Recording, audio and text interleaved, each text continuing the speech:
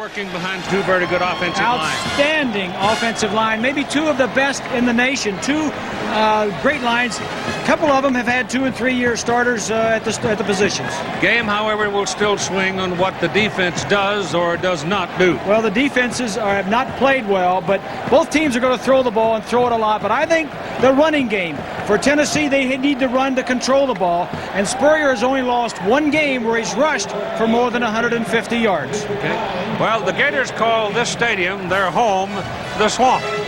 And these other Gators have their home out on campus, too. They call it Lake Alice. The Florida Gators won the toss. They want the ball. 6th season at Florida for Steve Spurrier, 51-12-1. And Steve has only lost 2 games down in the Swamp. Phil Fulmer on the other side of the field. He was an offensive guard at Tennessee. He's in his 4th season as boss man of the Volunteers with a record, as you see there, it's a good record, of 23-6-1.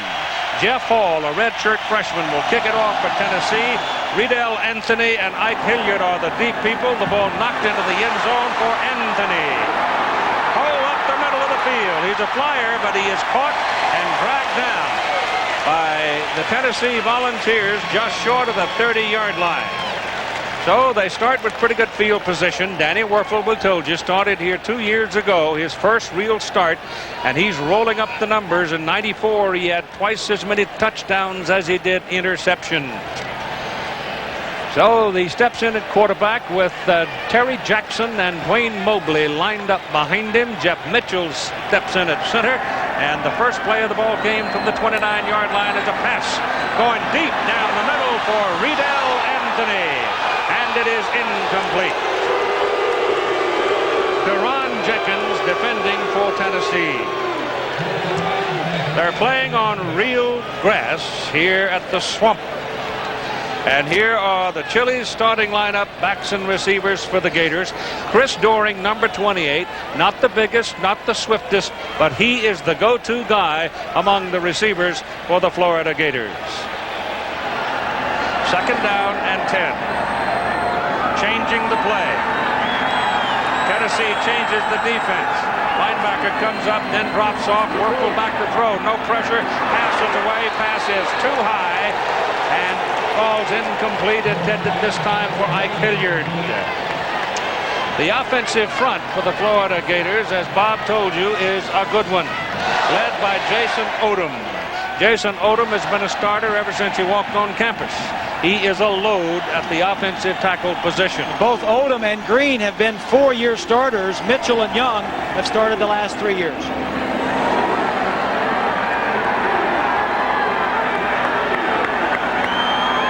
Tennessee defense is last in stopping opponents on 3rd down situations in the conference. Florida's one of the best offensively.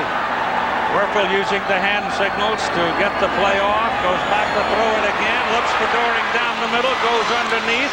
And the ball is fumbled. And Tennessee's got a shot at it and may have it.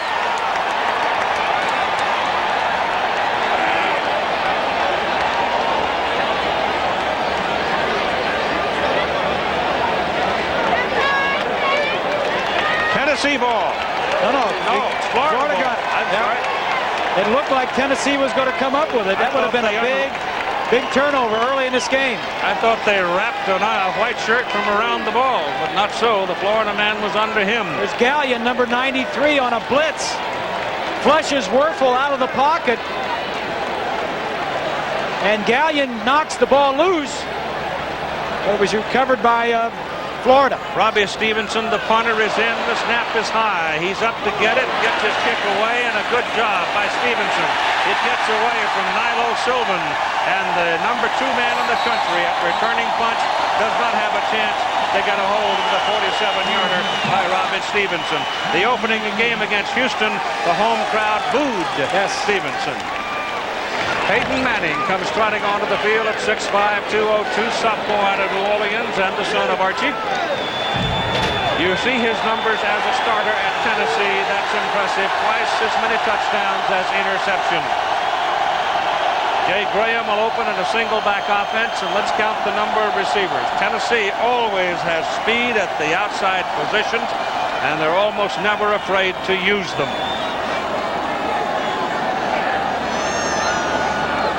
The referee today is Jimmy Harper. If you're from the South, but if you're from the North, it's Jimmy Harper. I think he's a terrific official. He is the greatest. First down and 10. The ball is at the 19-yard line. Peyton Manning back, fakes the run, lets the pass go, and he's got his man open. The ball is caught on the dead run by Joey Kent. Going down the sidelines, he's caught for the back of the shirt and dragged down at the Florida 9. So what the Gators had in mind, Tennessee does in the opening snap of the game. It was the speed of Fred Weary who ran him down. Keith, here's Weary out here. Now watch as the receiver is just going to run right by him. The play action fake. Watch Weary, the defensive back, will watch the play action. He sees the play action. He is frozen for a second, and too much speed, 72 yards. Big play. Both teams starting out with a long pass. Special teams are pretty good on both sides. Manning's pass is caught for a touchdown by Marcus Nash.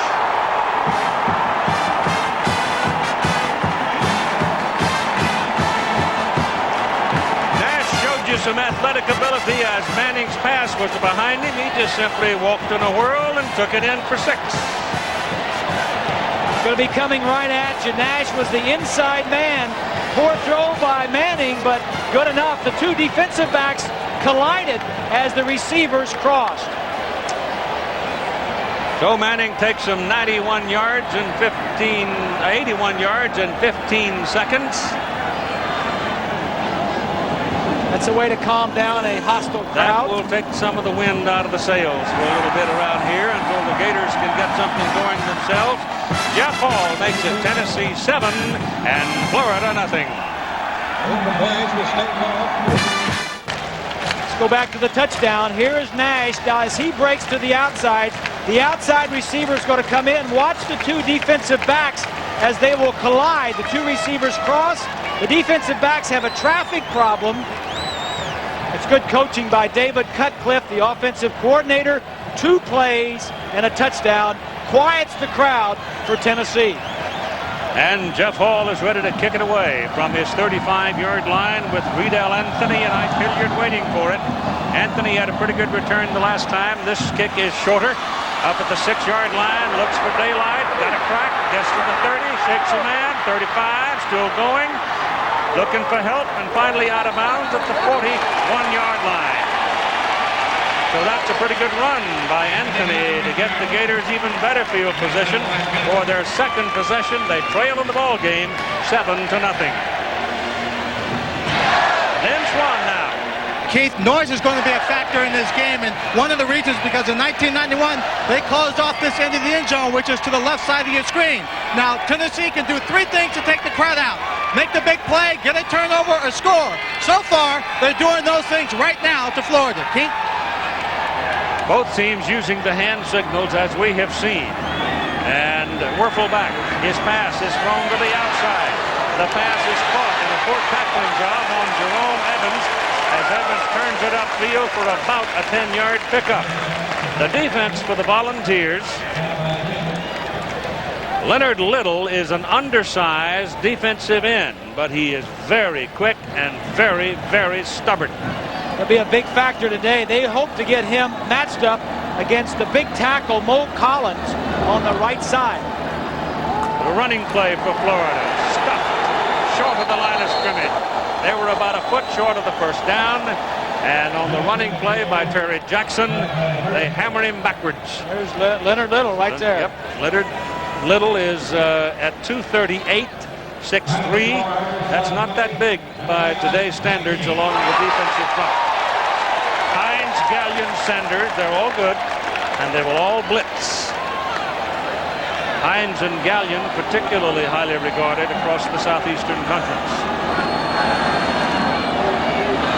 Jackson finds some daylight, and he goes to the Tennessee 41-yard line.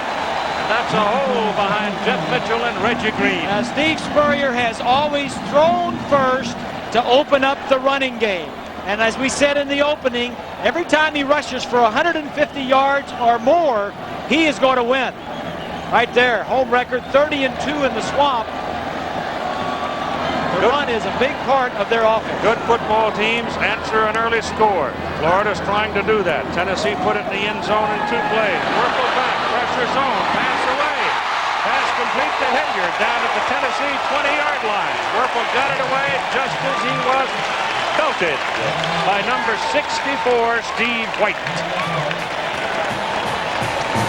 Defensively in the secondary for Tennessee, and if there's a weakness, that's where you'll find it. Jenkins, Austin, Gaines, and Fair. They have not gelled as yet.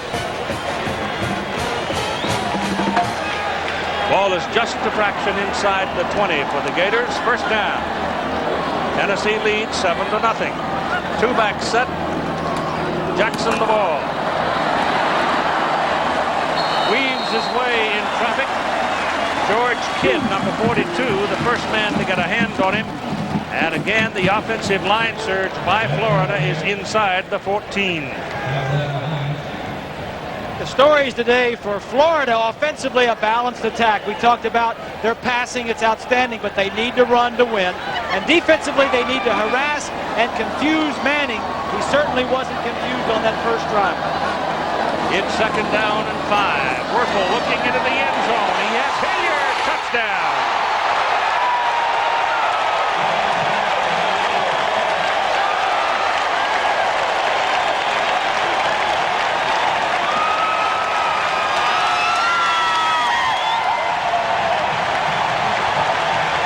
Hilliard got away from Raymond Austin and is running free when the ball arrived.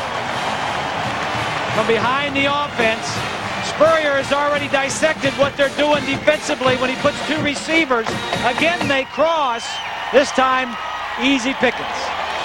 Bart Edmiston for the extra point, succeeding the Groza Award winner, Judd Davis. Everything works, and we've got a tie ball game. Like I said, good football teams have an answer when they're scored on. Good pass protection, good throw, good receiver.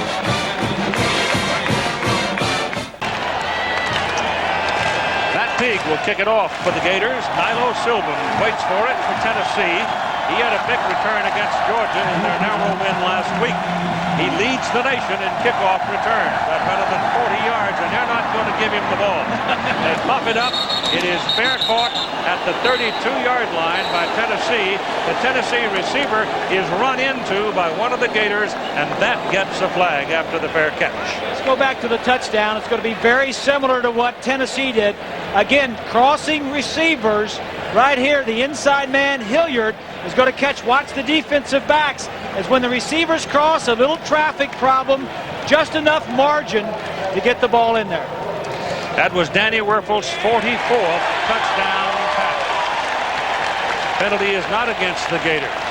Ball was possessed, and a penalty foul is called on Tennessee, and it's a big one.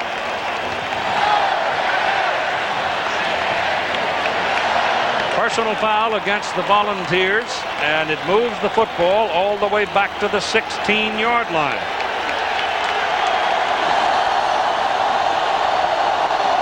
So here comes Peyton Manning again now. Not particularly good field position. The last possession started at the 19. He changed his play. The crowd is thundering and roaring. This is the penultimate Hustle Arena. The game is out to the 18, and we go north to John Saunders for this report. All right, Keith, thanks a lot. In week 1, it was Vanderbilt. In week 2, Southern Miss. Scares for Alabama. They survived. This week, Arkansas. Barry Lunny on 4th down to J.J. Metters. Is it a catch? Watch on the replay. It bounces, but it looks like off his hands. It does stand as a touchdown, and Arkansas knocks off Alabama 2019. Keith. I knew that Arkansas was going to beat somebody this year they weren't supposed to. Manning's pass to the sidelines is completed to Nilo Silvan. He's trying for the marker, and the Gators have stopped him just short of it. The Chili starting lineup for Tennessee, the backs and receivers of these.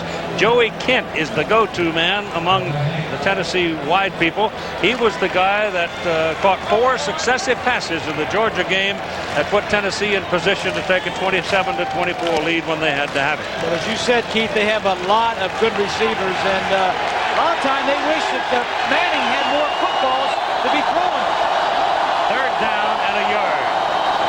They give it to the up man, Chester Ford, the 228-pound junior fullback out of Danville, Kentucky, and he's got the first down. The offensive line for Tennessee, as we said at the very beginning today, it's one of the very good ones of the country. It is anchored by Big Bubba, and it is led by Jason Lehman. Robert Poole is the sophomore. Ratliff, who normally plays right tackle, would have had 5 fifth-year seniors up there, but Poole is filling in for Ratliff. Ratliff suspended, not on the team, charged with aggravated assault. The handoff is inside. Gain is across the 30 to the 31-yard line. Jay Graham carrying the ball, and he's been over 100 yards in the first 2 games this season against East Carolina and Georgia. Florida's defensive front is led by Mark Campbell. Johnny Church just now getting in shape to play, but it's Campbell who's the big man. There's a weak area, Keith. This might be it. They lost 3 to the NFL, and they've had a lot of injuries at the defensive tackle spot. Again, Peyton Manning's calling the signals along the line with his crowd screaming in his ear. On 2nd down and 7 at Sylvan. And Sylvan had the first down across the 40 to the 41-yard line. 8:45 to go in the first quarter, and we're all even at 7. The linebackers for the Florida Gators are these. Ben Hanks, who plays what they call a nickelbacker. That means he bounces all over the place and does all kinds of things. Bartley and Bates. And the secondary, Anton Lott is the leader back there. Fred Weary, however, is the man who brings the kind of speed to the defensive secondary they sorely needed. First down for the Volunteers at their 41. They have moved from the 16th. Manning looks around, steps away, throws underneath. And taking the ball is Marcus Nash, the man who scored the touchdown. They'll give him an advance up to the 45-yard line. A lot of things going on. Here's the stories for Tennessee. Offensively, they need to run behind that good offensive line and against the weak defensive line for Florida. And defensively, they've got to take away something from Florida, and if they shut down the run and force the pass, that'll be a step in the right direction. Manning now 5 of 5, 100 yards and 1 touchdown. Looking at 2nd down and a long 6, and they run it. And it's Graham close to midfield. They'll be about 2 yards short of the first down.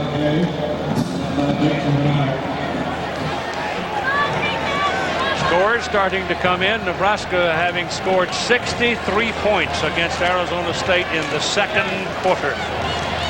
Good grief. A lot of frustration, I believe, out in Lincoln. Yeah, I think so.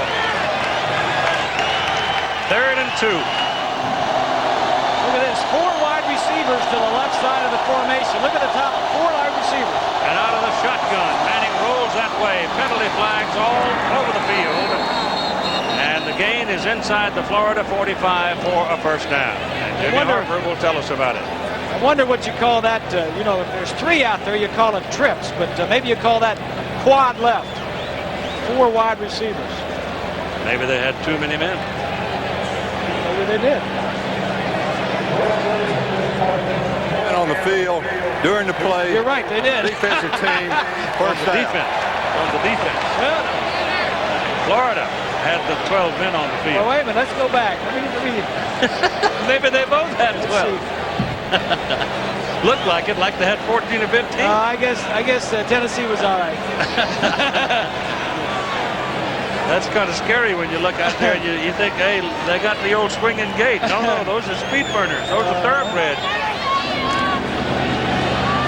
Put it on the Florida 35-yard line. Another first down for the Volunteers. It's Graham. Pops through the hole on the left side and gets it down to the 29. That's a 6-yard pickup on that carry by Jay Graham, 206-pound junior from Concord, North Carolina. Keith, one of the things that Tennessee does offensively that is so tough for a defense is they change personnel. The last play, previous play, they had 4 wide receivers in and shotgun. That time they had 2 backs tied in and 2 wide. They're always changing personnel. You got to know what's in the game. Double wide now to the bottom of the picture. Florida showing 4 men down. Now they show blitz, and they throw it outside for a wide receiver screen. The ball is caught by Benji Schuler, the younger brother of Heath Schuler, who's now with the Washington Redskins. And the play is good for a gain down to about the 34, and it looks like a first down. Monday night on ABC, preseason premiere of The Marshal, caught in the middle of a supermarket hostage situation. Jeff Fahey stars. Then the Pittsburgh Steelers take on Dan Marino and the Miami Dolphins on ABC's NFL Monday Night Football. Action Monday here on ABC. That should be a good ball game. Greg Lloyd was mouthing off a little bit about Marino. First down, just inside the 35. Give it to Jay Graham, and Graham pounds for a couple of yards until the Gators can gang tackle him at 6 minutes to go in the first quarter and a 7-7 game. So Tennessee getting the big play to start the game and a quick score in 2 plays.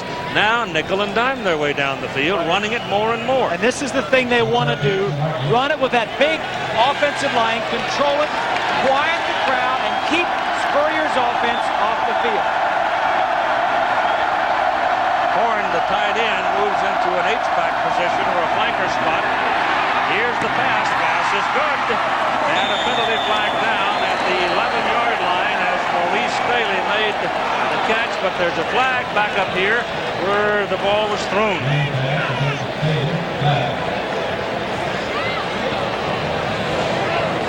That was personal foul. The defensive team, illegal blow to the head of the quarterback. It's an add-on penalty. Be half the distance from the 11-yard line. Automatic first down. So, big penalty there for the Florida defense. Jimmy Harper, we told you, the referee, Mike Wallace, the umpire, Ray Moon, Tommy Lorino, Bob Lee, Bill Bedoin, and Ronnie Huggins, the back judge. Southeastern Conference crew, obviously. 5:28 to play in the first quarter. Tennessee owns the football, first and goal at the Florida 5-yard line. Graham is the beat back. Manning calls timeout. So Peyton Manning, just a few yards away from the crowd, wants some conversation. 1993 game here was September 18. Sophomore Danny Werfel in his first career start put the Gators ahead 28-14. That should be freshman with a pass to Harrison Houston. Then Tennessee's Heath Schuler threw 5 touchdown passes, including that one to Joey Kent. Gators won the game 41-34. In this current drive, Tennessee is bidding for the lead. Have it first down and goal at the 5. It is the 12th play of this possession, and Peyton Manning is 7 of 7. And it is Graham right down to the goal line, but not in. Got a pretty good wrestle out of Lawrence Wright, a 206-pound strong safety. Tennessee has been pretty good this year inside the 20. And Florida has not been real good. When your defensive backs are making the tackles inside the 10-yard line, you're in trouble. Anthon Lott, the corner, leads the Gators coming in tackles. It is second down and goal from the 1. Fullback, Chester Moore, touchdown, Tennessee.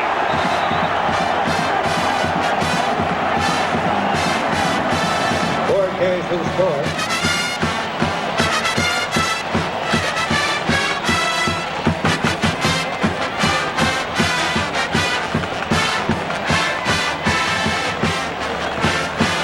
Keith, I talked to both sets of coordinators and both head coaches this week, and they both knew what the game plan would be for Tennessee, and that is run behind that line and run inside against the Florida defensive line They lost 3 to the NFL, and they've lost 3 of their best 4 defensive tackles, the inside guys, to injury. So they're hurt.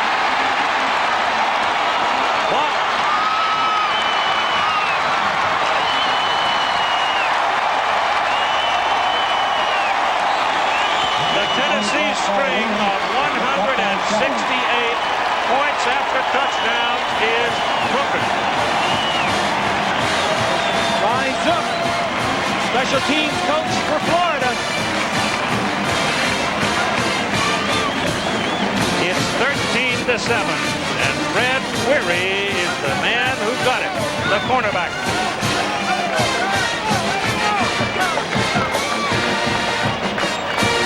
That's just great athletic ability by Weary, number 24, as he leaped from behind the defensive line to make that block. That ball had to be a little lower, else he's got jets that I haven't seen before. It had to be low, no question about it.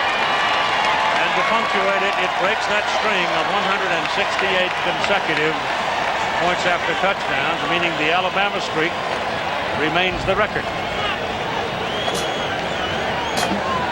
All right. Hall will kick it off now, and the same people are back for Florida as Tennessee leads 13-17. That could be so big down toward the end of the fourth quarter. It might be, but I think points are cheap in this game. Might very well be. I think you're going to see a lot of them. Here's the kick. They'll give Anthony a shot at it from the 6. He wiggles around quite a bit, comes up to the 24-yard line, and now let's check in again with John. All right, Keith, thanks a lot. Washington and Ohio State, 1st and 22. Do they miss Napoleon Kaufman? Well, Leon Neal says, I think not. The little guy takes off here 66 yards, gets it down to the 15-yard line, and sets up a touchdown by Sheehy. 7-6, Washington has the lead. The Buckeyes missed the point after, Keith. My goodness, look at that. Ohio State's been off for a couple of weeks. Yeah, there's some rust probably showing. Also of the Huskies, both of them might be a little rusty. First down for the Gators at the 24-yard line. And they'll run it with Terry Jackson. Fred Taylor and Elijah Williams got dinged up in the Kentucky game. Terry Jackson got into the ball game. He is the third of the Jacksons in that particular family to play at Florida, and he turned in a fine outing running the ball, and he's going to stay there. Look at this, Keith, and that's what we've been talking about. Florida under Spurrier since 90. 150 yards or more, they're 32-1.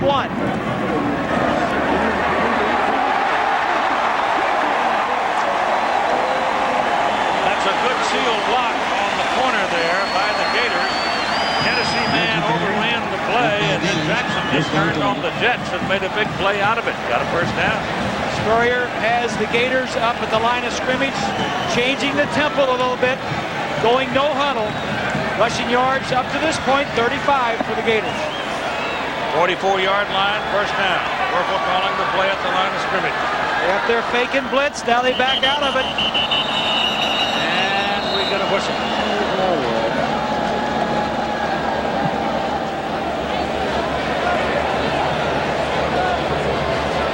Before the ball snap, we have illegal movement, offensive line, 5 yards. So Florida's third mistake of the ball game. That'll back them up 5 to the 39. Tonight, the biggest new hit of the season moves to its regular night and time. Jeff Foxworthy Show, 8 o'clock, 7 Central on ABC tonight. Followed by Betty White and Marie Osmond in the premiere of Maybe This Time. Then Pauly Shore stars in The Encino Man on the Saturday night movie tonight on ABC. Is lofted to the sidelines, intended for Riddell Anthony, and it's just a shade too long. He was open. Well, he was. The Gators have gone 2 tight ends, 2 wide receivers, and he's got single coverage on the outside. Riddell ran a little post corner, and he had it. Werfel just missed him. Werfel has a little bit of a different throwing motion, sort of pushes the ball. Yep, no huddle again. 15 from the 39. Running it with Jackson to the 43. Trying to catch Tennessee leaning on 2nd and 15, and Raymond Austin made the tackle. In 12 minutes, the two teams have produced 231 yards of offense. Terry Jackson, his brother, Willie Jr., played wide receiver here from 90 to 93, and his father, Willie Jackson Sr., was the first black to play football at Florida. He was a wide receiver back in the 70s, early 70s. 3rd and 11 for the Gators.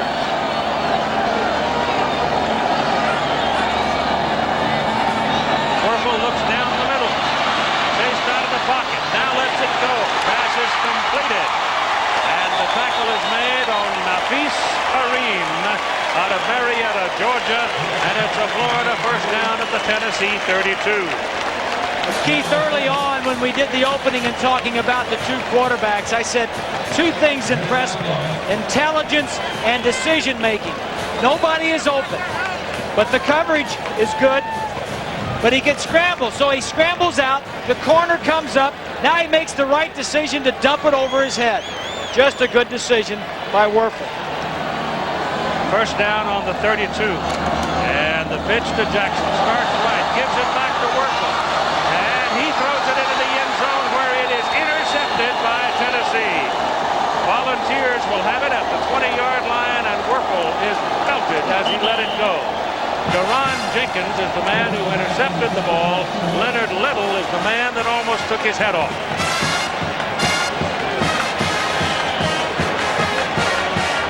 Little's going to be on our right side, the white jersey, number 1. Watch to the right side. Little and Mo Collins, that was the matchup we talked about early. That was a poor decision. I talked about making good decisions. This is a poor one. He wanted to get rid of it before the sack got there. Just didn't throw it away far enough. And the man for whom the ball was intended, Anthony, had no chance. You don't want to lay it up down the middle of the field. That's a dangerous spot. Mark Levine is in the backfield. However, this handball is handed off to Eric Lane, the fullback. And Lane has a little bit of grief right along the line of scrimmage. Lane is a 217-pound junior at fullback, and Mark Levine is a freshman out of Dallas, a redshirt. Ronnie Pillow is another tailback, a sophomore out of Columbia, Tennessee. This would be Tennessee's best starting point for possession, but they have already lost the yard, so it's 2nd down 11. It's a very hot day, Keith. It's going to be key to rotate your linemen and your backs. They're running it. This is the tailback, Levine. And he's out across the 25 to the 27. Take a look at the line of scrimmage, the battle. 97 is Barnard.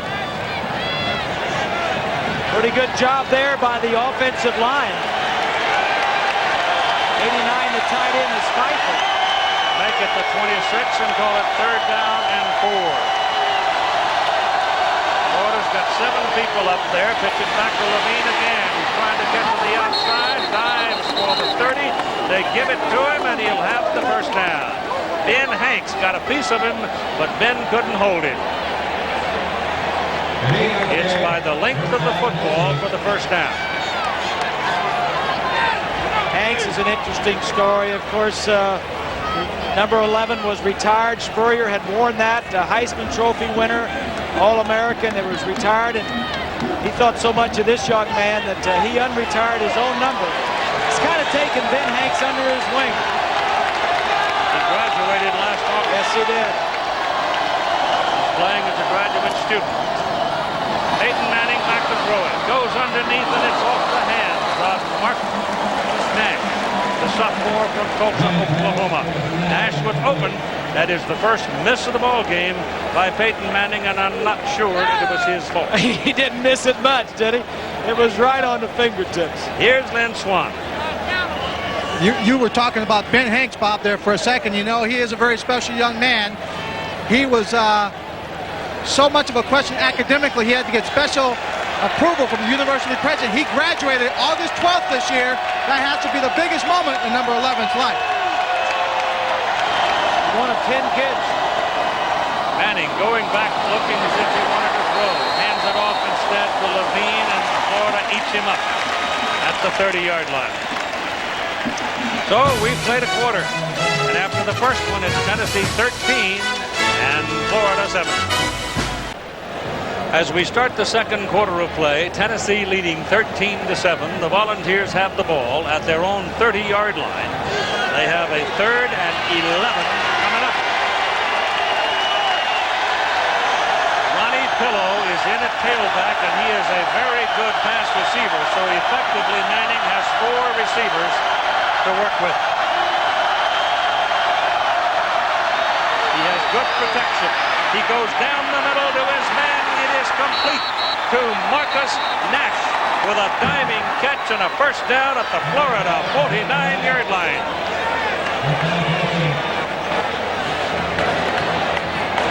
Keith, everybody is covered. Watch the protection of the offensive line. We said it would be key. Look how much time he has. Everybody is covered, and Nash was almost still covered. In fact, he was. He just threw. That was the best shot that he had to complete that pass, and it was just barely open. All right, Graham comes back on as the Tennessee tailback. 3 wide out. First down, Volunteers just over the 50.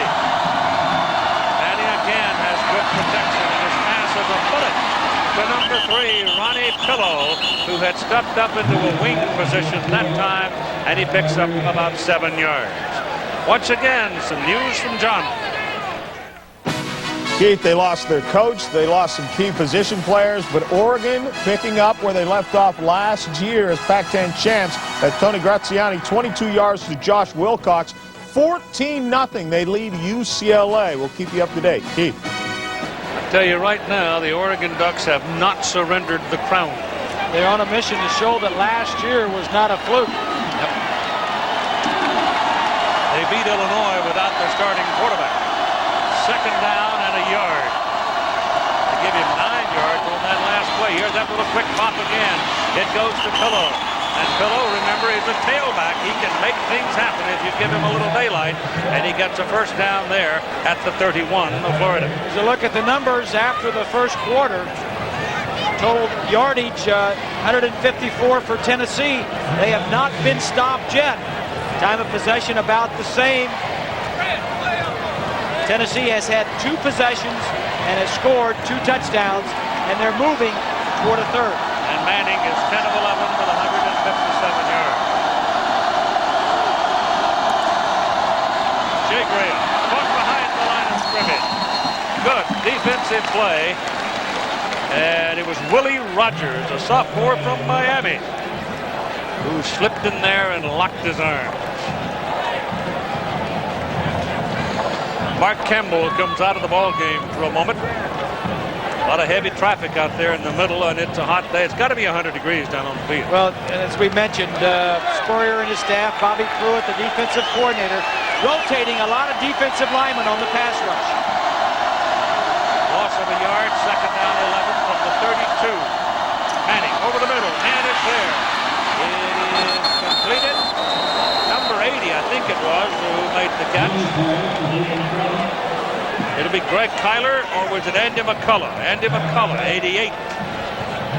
Well, they are running some. Now he's about 7th or 8th on the depth chart as far as receivers are concerned. Down there. Peyton Manning doing a great job of finding the open receiver. Of course, the offensive line giving him some time, but I'm looking down into the secondary, and I see one guy that's open, and that's the guy that's getting the ball. First down at the Florida 18-yard line. Manning again. This time he shakes off the tackler and throws it away. Saves the loss. He got away from Johnny Church when it looked like Church was going to sack him, and he was able to dump it, and it's 2nd down and 10. Johnny Church is playing in his first ball game. He was suspended the first 2 ball games, suspended 1 game, had an injury the 2nd game, and he was really playing well at the end of last year, Johnny Church. Peyton doesn't possess real good foot speed, but you get that offensive line and that quick release, you're doing all right.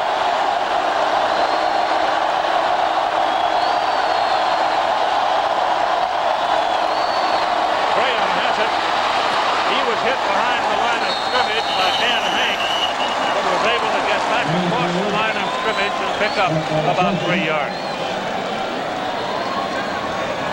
they're looking at 3rd and long. The thing, Number 94 is coming off. That's Ed Chester, one of the defensive tackles for Florida. Bubba Miller is out of the ball game. Keith just getting a rest. They'll take out those offensive linemen on different series, give them a break. But you gotta change the rhythm of your snap count because Ben Hanks is picking it up. That time he blitzed and got into the backfield. Brett Gibson is now the center for Tennessee. Manning dumps it off on the penetration. The ball goes to Graham, and Graham is downed as he reaches the 13-yard line by Ben Hanks. So Ben getting busy all of a sudden in the Gator defense, and the Tennessee kicking team trots onto the field for 4th down. So it's Jeff Hall, who's 5 out of 6 in field goals this year. He kicked a 34-yarder with 10 seconds remaining last week in Knoxville to beat Georgia. This will be a 31-yard try.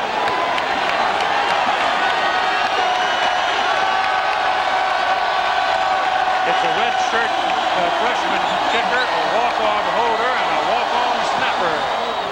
And it all works. At 10:34 to go in the first half, Tennessee now leads 16-7.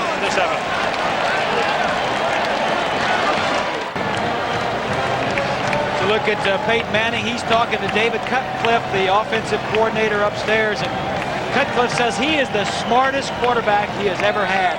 He says he's smart. He comes to the meetings with a notepad of notes and questions that he's had from film study on his own.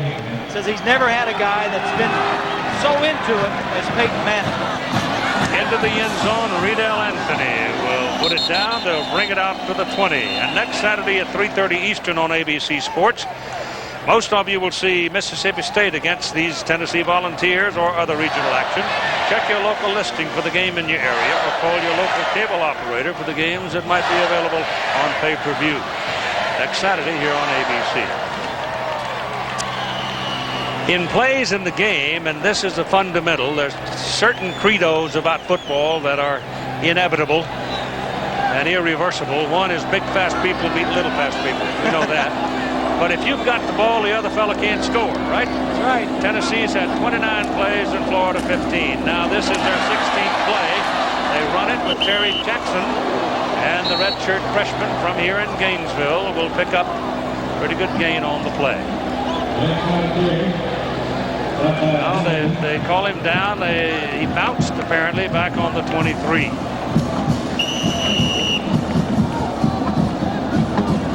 Colorado is involved with Florida today and leading the Western Division of the National League. About the only real race going on in baseball is in that Western Division of the National League and the scrap for the at-large spots. Danny Werfel throws the ball. Is loose. It is an incomplete forward pass. It was intended for number 23, Dwayne Mobley, the fullback. Keith, this puts a little pressure on the offense of the Gators and Coach Spurrier, because he knows that if he doesn't pick up a first down here, he's liable to lose. He will lose the ball. The last 2 possessions for Tennessee, they kept it for 13 plays and then 14 plays. So if he gives it up here, he may not see it again for 4 or 5 minutes. Right, and he might not see it again to the half. It is 3rd down and long 7. There's some pressure. Ball is slapped out of his hands. Florida covers it, but it'll be 4th down and about 12 or 13. Leonard Little again. Yep. That was the concern. Number 1 to the right of your screen, Leonard Little on Mole Collins. Collins is a redshirt freshman playing this year for the first time, and Little just knocks the ball out. That's good enough to force him to punt. Robbie Stevenson had a 47-yarder with no return. Nilo Sylvan is back waiting, standing at about the 38-yard line of Tennessee. Low kick. That gives Sylvan some room. And crosses midfield to the Florida 48. 40-yard punt, 10-yard return.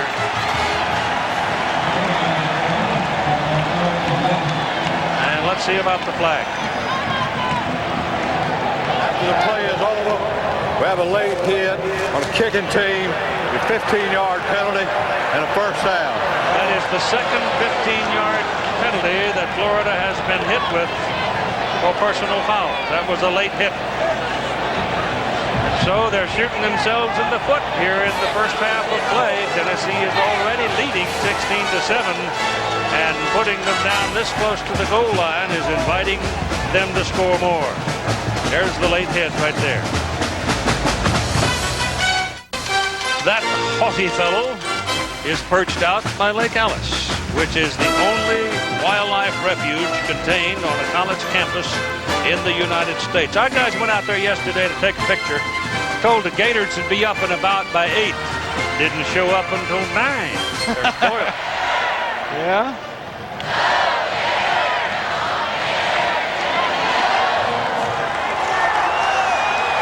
Drive will go into the books as starting on the 49. It's located at the 34 as a result of a dead ball personal foul. And this is Jay Graham turning the corner and picking up another Tennessee first down. So the Volunteers are rolling up the real estate here in this first half. Tennessee on its first 3 drives has scored on every possession. And it's the offensive line that's leading the way, and Peyton Manning that's making the plays. And Bubba Miller, who has started every game that he's played in, is back at center. Manning's only misses was 1 drop and 1 thrown away to save a sack. This is Graham again. And he comes around that corner. He's a load down to the 20, and here's Swanee. Keith, you know, we were talking about Bubba Miller, number 71, who's back in the ball game. He's playing not 100%. He's got a bone growth on his tibia, and he's not quite at 100%. But as tough as he is, there are a whole bunch of kids in Knoxville, Tennessee at the Boys and Girls Club that think he's just a big sweetheart, because for the last 3 years, he spent his summer reading to kids between the age of 6 and up. So they love him. He's the Pied Piper of that little Boys and Girls Club, too. They follow him around like he's everything. Which he is. Second down, pass into the end zone, touchdown! Marcus Nash's second catch for a touchdown. Peyton Manning was leveled as the ball was away, but it had plenty of zip on it, and it worked.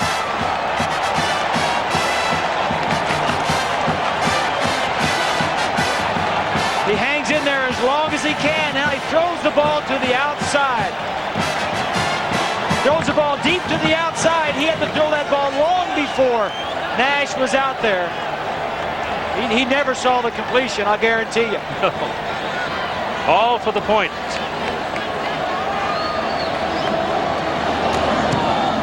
Good. And at 7:49 to go in the first half, it is a stunning score. Number 8, Tennessee 23, number 4, Florida 7.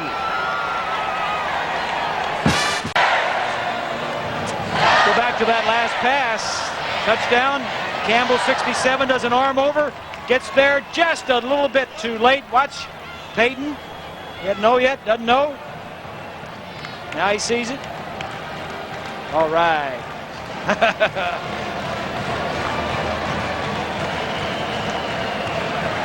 And so Jeff Hall will kick off again for Tennessee. That was not excessive celebrating, by the way.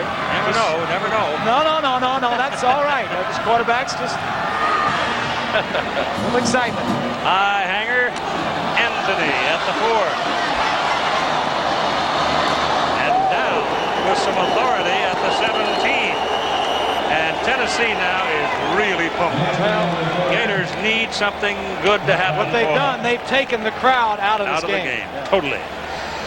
Well, Monday Night Football will be down yonder, down the road in Fort Lauderdale. The Pittsburgh Steelers are 2-0 against the undefeated Miami Dolphins. That's at 9 Eastern, 6 Pacific here on ABC Sports. And the man who led them to that wonderful undefeated season is going to be up in North Carolina sawing lumber. Well, I'm going to be watching that game for sure, I'll guarantee you. Winner of that one could go on to win the conference. It'll be a good one. Danny Werfel is back. He throws outside to Terry Jackson. The get him some running room, and he finds it all the way to the 28-yard line. So that's going to be a first down for the Florida Gators. The winner of this game is going to have a huge edge in what happens in the Southeastern Conference, this Eastern Division. Right. You know, Keith, Florida and Spurrier are down by 16 points, but somehow or other, you've got confidence that they're going to score at least 30 points, and this game is still a close game. This is Fred Taylor, the sophomore from Belgrade, fresh legs into the ball game. That's what it can do for you right there. Fresh legs can give you a first down. Taylor hurt his shoulder in last week's ball game against Kentucky. They thought it might have been a slight separation, but I think it was just more of a bruise. Well, he's back down. Oh, yeah. So, no, it's a Tennessee man who is down. But Taylor looked gimpy when that's Torrey Noel, cornerback or a defensive back who ran in and made the tackle. And he took him down low. And Taylor has some power. He's a big kid. He's 215 pounds. We were talking a moment ago about who wins this game has the big edge. Well, the reason, particularly in Florida's case, it is so important because they have on the road October 7, 14, and 28 in order LSU, Auburn, and Georgia. Yeah. I mean, that's a hard road to hoe when you got to go on the road and take on those people in the middle of your season. That's why this game is so big. Yeah. And if Florida loses, they'll be one game down to Tennessee. Tennessee could lose one game and still have an edge over Florida because they won the head-to-head competition. There's another game being played tonight in the Southeastern Conference. It's pretty big. That's Auburn at LSU. First down. Just over the 38-yard line after the run by Fred Taylor. Here they come. Werfel gets it away. The pass is caught by Taylor out of the backfield, and he's going to pick up 7 yards. So Werfel got his 7 and got grass stains all over his britches. They're blitzing Werfel and freeing up the back. Now, if this back hadn't been caught by somebody off the other side of the line, nobody is covering this back. Taylor. Defensive man came from the other side of the field and saved a big game. Scott Gallion, the blitzing backer. Second down and 3. They run it with Taylor. And Taylor has been a bully since he came into the game. Penalty flag, I think, thrown down around the 44-yard line. No, it's not a flag. It's a piece of somebody's shirt. Number 74 right there in the blue jersey. You've got two of the best tackles in the country here today. Odom for Florida getting a block and Taylor going right behind him. That's good play. The other tackle, Jason Lehman for Tennessee. Odom, a 4-year starter. Gators moving it now. First down at the Volunteers 44 and Werfel back. Swings it out again to Taylor. He's busy and he's productive. And he's all the way down to the 26-yard line. The Volunteers secondary, 3 of them never got him out of bounds. Yeah. You know a Spurrier offense is going to come back and score points. They're averaging 44 points on the year in 2 ball games. And Steve wants the other people. He says, personnel, I want the right personnel in there. He is intense, isn't he? Got to spend a timeout at 5 minutes and 32 seconds to go in the first half, and the Gators are threatening.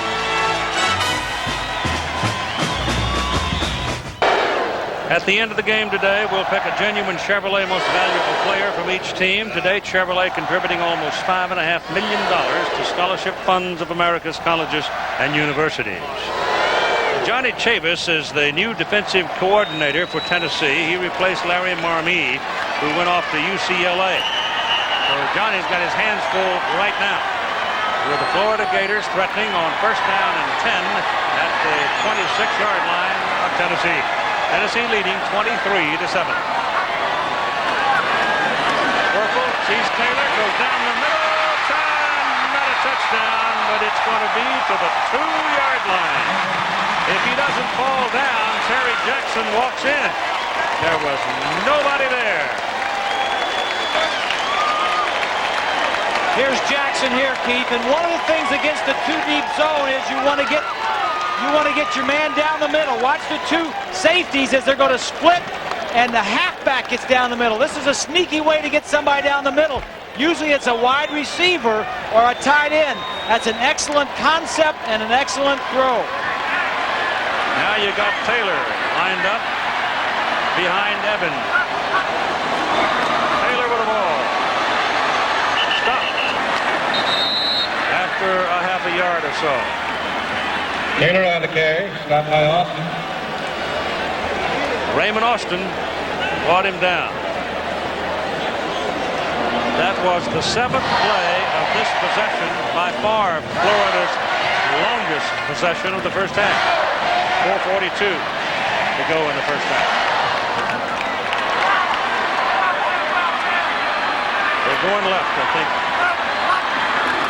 Yep. Taylor, touchdown.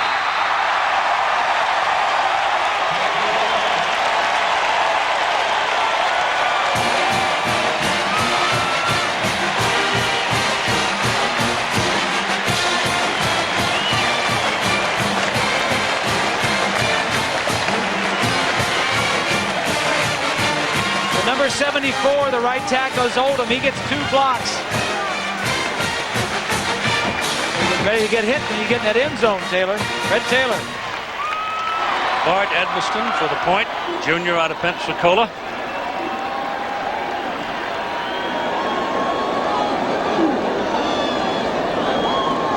Holder is Matt T. The snapper is Kevin Johnson, and it works. And the Gators put 14 points on the scoreboard now, while Tennessee has 23. And this is the pass play that cracked the door for that second Gator touchdown. This was the pass play to the halfback Taylor down the middle of the field. Green, 78, doing a great job. Oldham, 74.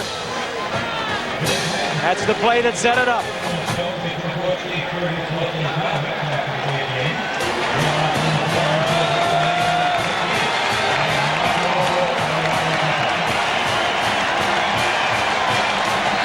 Coming up on the Prudential halftime report, John Saunders will have scores and highlights.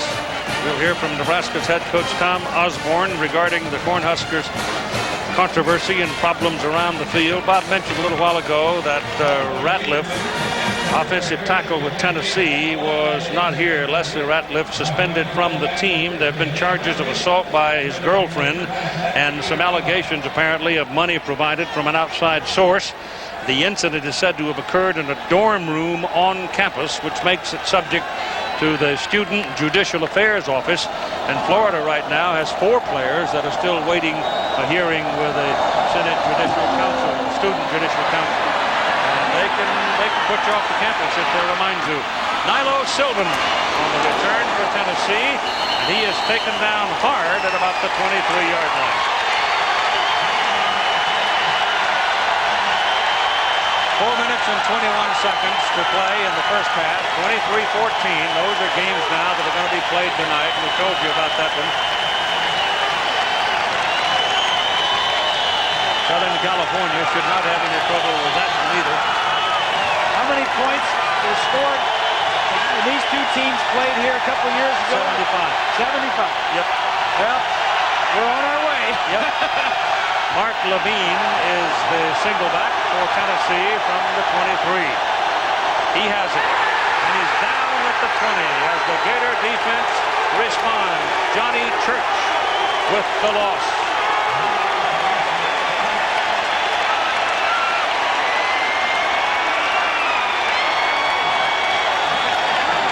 A loss of 2 yards. It'll be 2nd down and 12. The Gators trying to get this 85,000 people is strong in fullback back in the ball game. The first half possessions, they've scored every time they've had the ball. And he's got to throw it here. And it is incomplete, intended for his tight end, David Horn. That was not a good pass by Manning. He put it in a position where it's almost impossible for Warren to catch it. Slightly behind him, but the thing here for Tennessee and Manning, young quarterback, just calm down, don't make any big mistakes. The worst thing you want to do here is just punt the ball away if you don't pick it up. Don't fumble it, don't turn it over. Tennessee is 3 out of 4 on third down conversion. And the crowd is really into it right now. There ain't no checking off here. They can't hear you. Gators show a blitz. Manning steps away from the pressure. His pass is off. It is incomplete. They're going to call it complete? Yes. They call it complete and a fumble. And Joey Kent is hurt.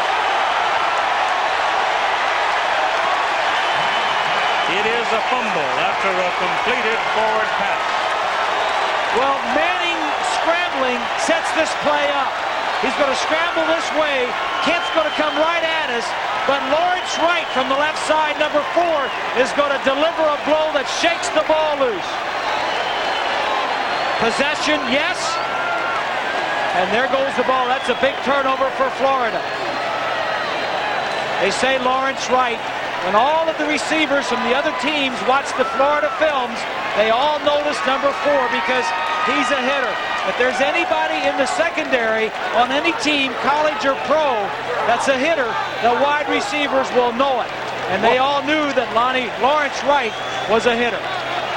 He may have just deflated Joey Kent. Let's hope so. But he really took a lick.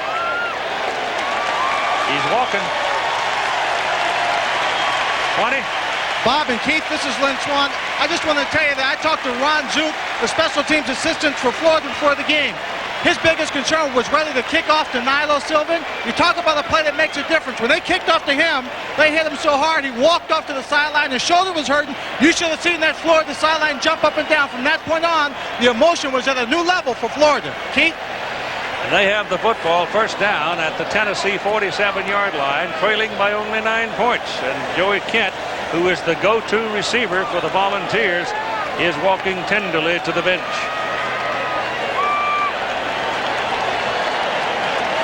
He had caught 2 passes for 98 yards in the game. Watch for something big here. Werfel calling the play at the line of scrimmage. First play after turnover. Pretty good field position. Tennessee showing blitz and trying to take that time away from him, and they do that. He fumbles the ball. Tennessee's got it back. Volunteers are moving it with Raymond Austin carrying. He's free. He scores.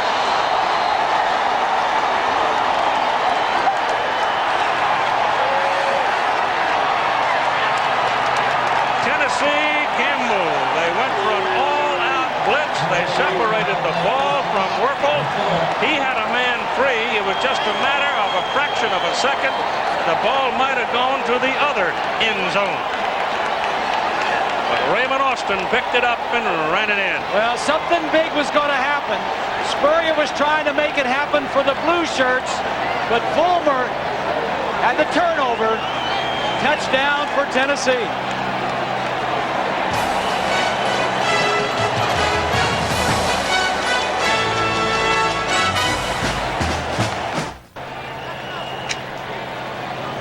Tennessee called timeout before we got the kick.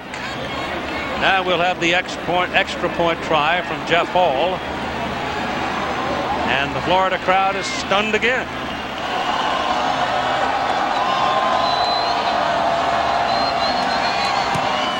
Good. 30-14, Tennessee.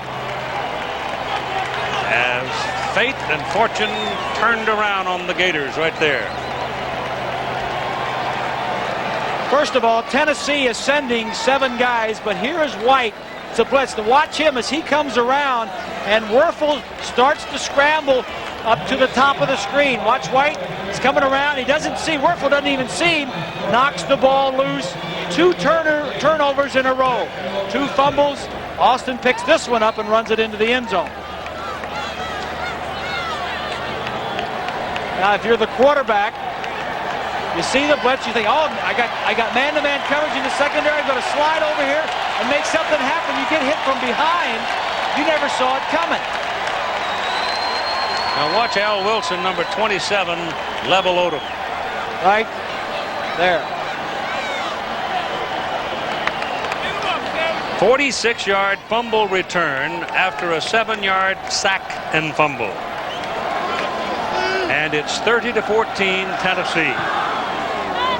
And Jeff Hall kicks off. Short kick up at the 14, Anthony. And down at the 31. 3 minutes and 6 seconds remaining in the first half. This has been a very long second quarter. A lot has happened. I've seen long second quarters, and I've seen long quarters. This was not a boring quarter. It certainly wasn't. Well, we noted they had 75 points 2 years ago when they played here. They've got 44 with time still remaining. No backs. No backs. Fred Taylor is out as a wide man. Taylor, the tailback, is out as a wide receiver. Pass is thrown underneath, and going down on one knee is Nafis Kareem to make the tackle. Make the catch and avoid the tackle by Tennessee. Kareem is a redshirt freshman, so there's a lot of freshmen out on that field today. Ohio State has jumped out 23-7 over the Washington Huskies. I'm not surprised. Ohio State's a very good football team. They may be loaded for bear this year. Second down and 7. Pressure coming. Merkel's pass is away. He has Doring. He dropped it. Chris Doring finally getting a chance to see the ball for Florida.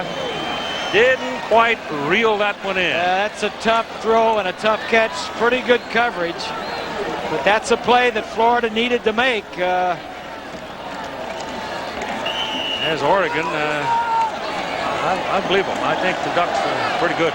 UCLA's playing with their freshman quarterback too, aren't they? Yes, Chad McNown, because Ryan Feen is out with a pretty good concussion and a separated shoulder and a cut chin. And Kevin Jordan is hurt.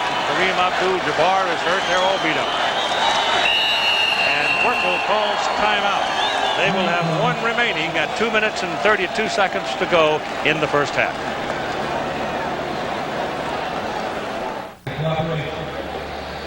The ball rests on the 34-yard line on the Florida side of the field.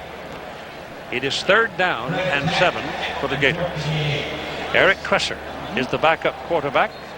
He has not started to warm up. He's played in both games for the Gators, and Spurrier likes him. Likes him a lot. There's Marty Schottenheimer's Marty's son, yeah. Said he wanted to come and learn how to be a quarterback, but also the passing game. He wanted to come to Florida to learn from Spurrier. He said, "Dad, I want to be a coach someday," and I think there's nobody better to learn from in college than at Florida from Steve Spurrier. All right, they're set up now with trips at the top of the screen. 3 wideouts up there. Werfel back, throws it down to Doring. And Doring is right about the first down marker at the 42-yard line. Oh, they'll move the chain. That was a big first down there. Doring just working one-on-one. Little in and out route, picked it up. No huddle. Ready to go. Same alignment. Passes away. Penalty flag. And the pass is caught again by Doring. And it's going to involve somebody in that area. And it may be an offensive foul. So hang on. Jimmy Harper will tell you.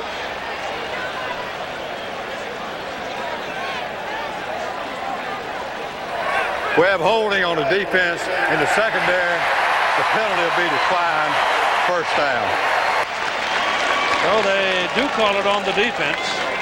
Tennessee was claiming something, and they did not get the inside call. Receiver number 28 reached his arm back when Doring tried to cut back to the inside. Yep. So Florida sits on the Tennessee side of the field now near the 41-yard line with a first down, trailing by 16 points in 2 minutes and 10 seconds to play in the first half.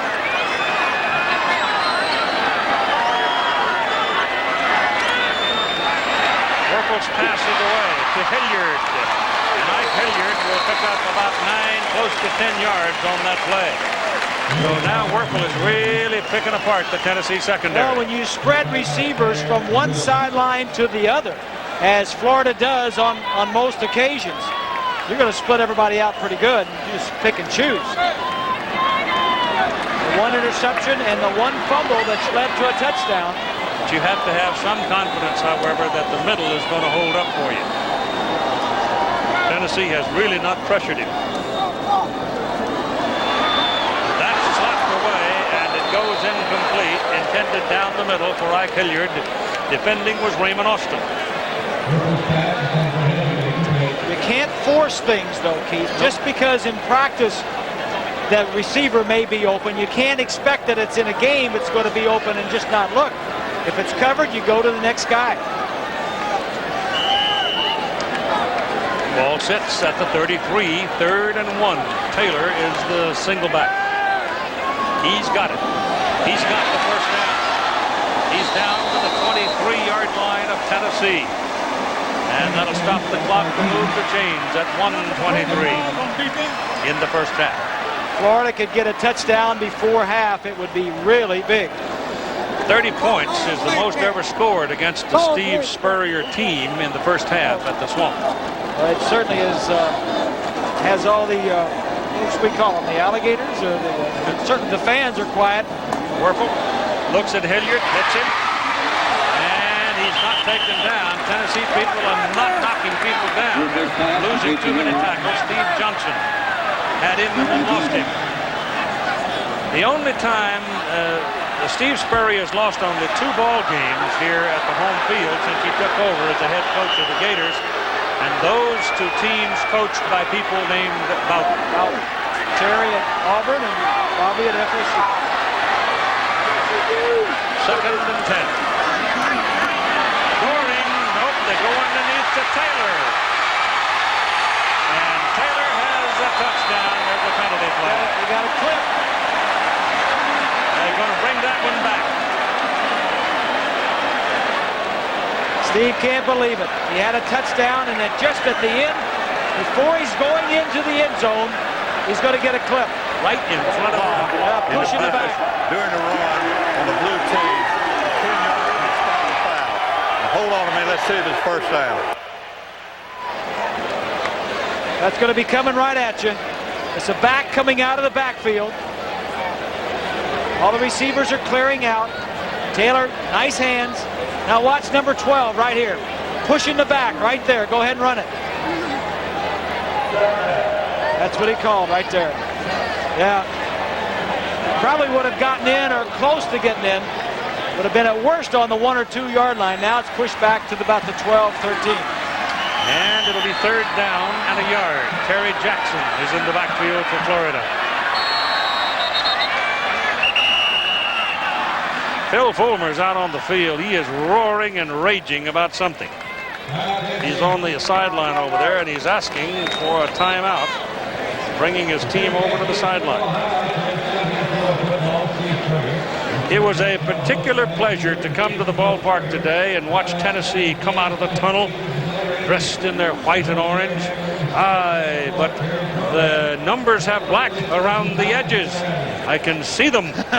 Finally and thankfully, the numbers have been trimmed in black. I don't know how in the world John Ward has kept his eyesight through 28 seasons covering the Volunteers, but he has. And I want to thank Bob Woodruff, because he stood up and clapped the other day when they showed off the new uniforms and probably said something about maybe Jackson will quit whining now. It was a lot of fun doing Tennessee and UCLA, wasn't it? The powder blue with no black around their UCLA numbers. I was running into trucks. I couldn't see a thing after that game on a hazy night at the Coliseum several years ago, 1967 or somewhere back in there. That's one of the new quote-unquote rules this year, that you have to have a little black trim around the numbers. It does help. Well, we've had the timeout. Tennessee has had its conversation relative to what to do defensively with this thrust for the Gators. And after that penalty, it'll be 2nd down, not 3rd, but 2nd down and 1. The ball on the Tennessee 13-yard line, and no backs. This is the formation that's gotten them to this point. So they go back to it. And it's thrown into the end zone. And it's an incomplete forward pass. Doring had his hands on it and lost it when he hit the ground. Werfel took a little punishment that time, too. Four-man line rush. Going to put some good pressure. He's got to throw the ball up in the air. Doring should have made this catch. He has to come back for it. We had a tough one, but he knows he should have caught it. He came in with 92 career completions. Receptions, I should say. 3rd and 1. And they go for the first down with Terry Jackson. Behind the line, the surge of the two guards in the center will get their first down at the 11. Time remaining now just 18 seconds. Warriors calling the plays. Clock stops. Florida has a timeout. Tennessee does not.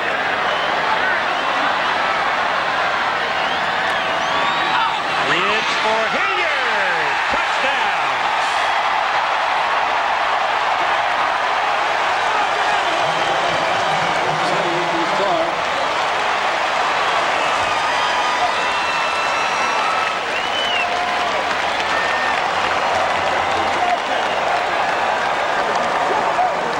Good pass protection. Quick step.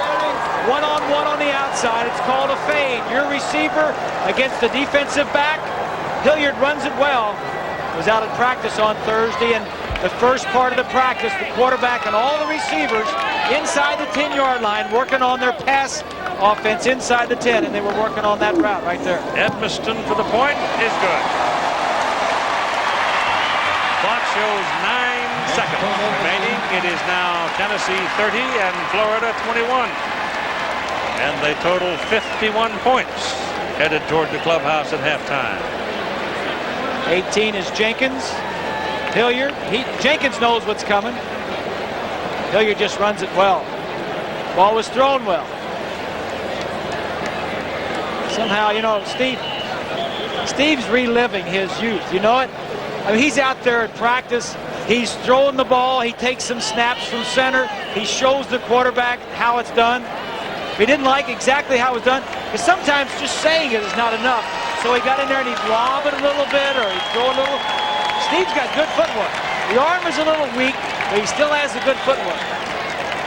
Well, they're still dragging up stories. I read one the other day about the Terry Dean circumstance, and they went back and found every quarterback they could find that didn't like their time under Steve Spurrier. And you find out that every one of them that didn't like it didn't have a whole lot of success. Let me tell you something about, well, here goes a kickoff. The low bouncer. Picked up down around the 11-yard line. And it's Sean Summers. And Summers will come back to about the 28, and that should do it for the halftime. Clock showing now 3 seconds remaining, so there'll be one snap.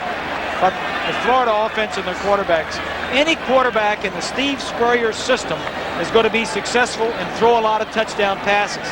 It's not the successes or the touchdowns, it's the number of bad plays, bad decisions, and interceptions that will get you out of the lineup and somebody else in, because anybody that's in his system at quarterback is going to be very successful. It's not the good plays, it's the fewest number of bad plays. Werfel now has 45 touchdown passes. Peyton Manning touches it down.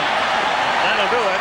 And at halftime, Tennessee leads Florida by 9. 30-21. We're going to have a little rest, and we'll be back. Coming to the ball game today, the question was, can either defense stop the other's offense? And the answer at halftime is no. More points in the first half of this game than they've ever scored, 51. And the amazing thing to me is Tennessee offensively and Peyton Manning. They have only been stopped. Well, in fact, they stopped themselves the only time that they haven't scored in the first half. And here we go with the second half of play. 30 for Tennessee, 21 for Florida. And the Gators will kick it off to the Volunteers. Remember, Florida won the toss, and they pop it up. They do not want Sylvan to have it, and it goes to an up man, and the ball is fielded and carried across the 40 by linebacker Craig King. Here are your halftime numbers. Look at the total yardage, almost even. 1 yard off. Passing yards are about the same. Rushing yards. First downs are about the same. Number of plays, about the same. Big thing is turnovers. Tennessee has 10 points off of 2 Florida turnovers. So very close on all the stat board. Yeah. First down now for the Volunteers with the 42 with Jay Graham lined up behind the quarterback. They've got 2 wide at the top. They've got a flanker and a wide at the bottom. And Manning is throwing, and the pass is completed to Nash. And Marcus Nash, who had 2 touchdown receptions in the first half, will pick up about 5 yards. The leaders offensively for Tennessee in the first half. Manning was 13 of 16 with 2 touchdowns, no interceptions. Graham, leading rusher with 42 yards, and Nash had 2 touchdowns. He threw to 8 different receivers in the first half. From the 47, 2nd and 5. Graham outside. Last man got him. That was Fred Weary, number 24, so that's twice now in the game. Weary has saved touchdowns. He ran down Marcus Nash in the early first play of the game. Well, watch to the right side, the offensive blocking. Lehman, number 66. Who is that? The tight end, Horn, 82? Yep. Yeah. They just mowing him down, and then good blocking downfield. 27 yards on a run. First down, the ball is at the Gators' 26-yard line. Just starting the second half, 30-21 Tennessee. Manning quickly, throws quickly. Ball is completed to Staley, and Maurice Staley is down inside the 12, close to the 11. Another first down. Well, for Tennessee, the game story, run behind that good offensive line. They have 19 rushes for 50 yards. That average is not very good. Defensively, they didn't want to take away Florida's running game. Florida has 65 yards. They've done a pretty good job of that. But the story for Tennessee, through the air, Peyton Manning and that offensive line. First down at the Florida 11. They're trying to get a quick one. In charge, Peyton Manning. He threw quickly. The receiver had slanted on a post pattern, and it was nobody in the neighborhood. 2nd down and 10. Misconnection there. Maurice Staley was the man that was running toward the post, and Manning expected to see him out there planted, and that's where he threw the ball. Look at the possessions for Tennessee. Forget the last one. That was right before the half. They had the ball 6 times, scored 5 of them.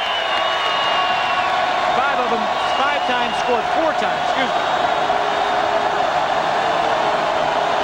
Florida showing blitz. Manning rolls it out. In trouble. Down he goes at the 16-yard line. Big play for the Gator defense. Dexter Daniels, the linebacker.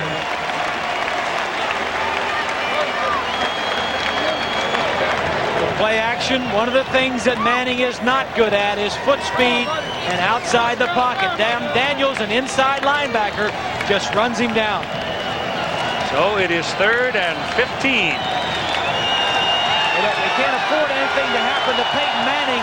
They have 3 true freshmen behind him at quarterback. Shotgun. 3rd and long. Screen. Set up a screen for Graham. He won't get there. He's down around the 4 or 5.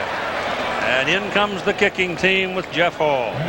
It's all right. I like the call. David Cutcliffe wanted to make sure that he had an opportunity to at least score first in the second half. So they'll put the ball at the 5. And Hall will have his try.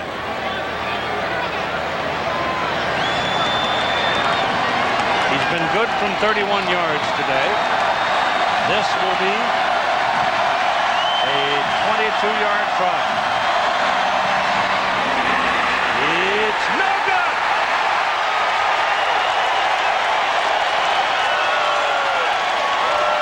Oh, is that a lift for the Gators? Tennessee is turned away when Hall missed from dead blank range. For Florida, first half, Wuerffel 16 of 24, 200 yards and 2 touchdowns, 1 interception. The rushing leader was Terry Jackson, and receiving, Hilliard led him with 5 and 2 touchdowns. Jackson is back in there as a single back and has the ball. And he's taken down short of the line of scrimmage by Steve White, number 64.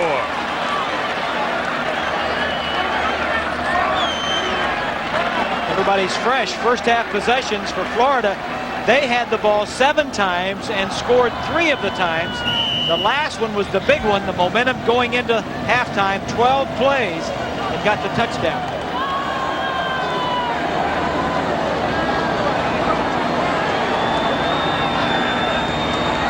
Calling the play using hand signals at the line of scrimmage. Little swing pass out here. Terry Jackson is hit and pelted out of bounds. Well, they finally got something on somebody on the sidelines. Terry Fair hit him out. 5 receivers are out, leaving all 5 offensive linemen to take care of Wuerffel. Little swing pass. The middle linebacker's got to cover this. No way the linebacker can cover this wide receiver, the back getting outside. Fair, number 13, comes up and makes the play. Ball on the 28-yard line, 3rd down and 2. Jackson.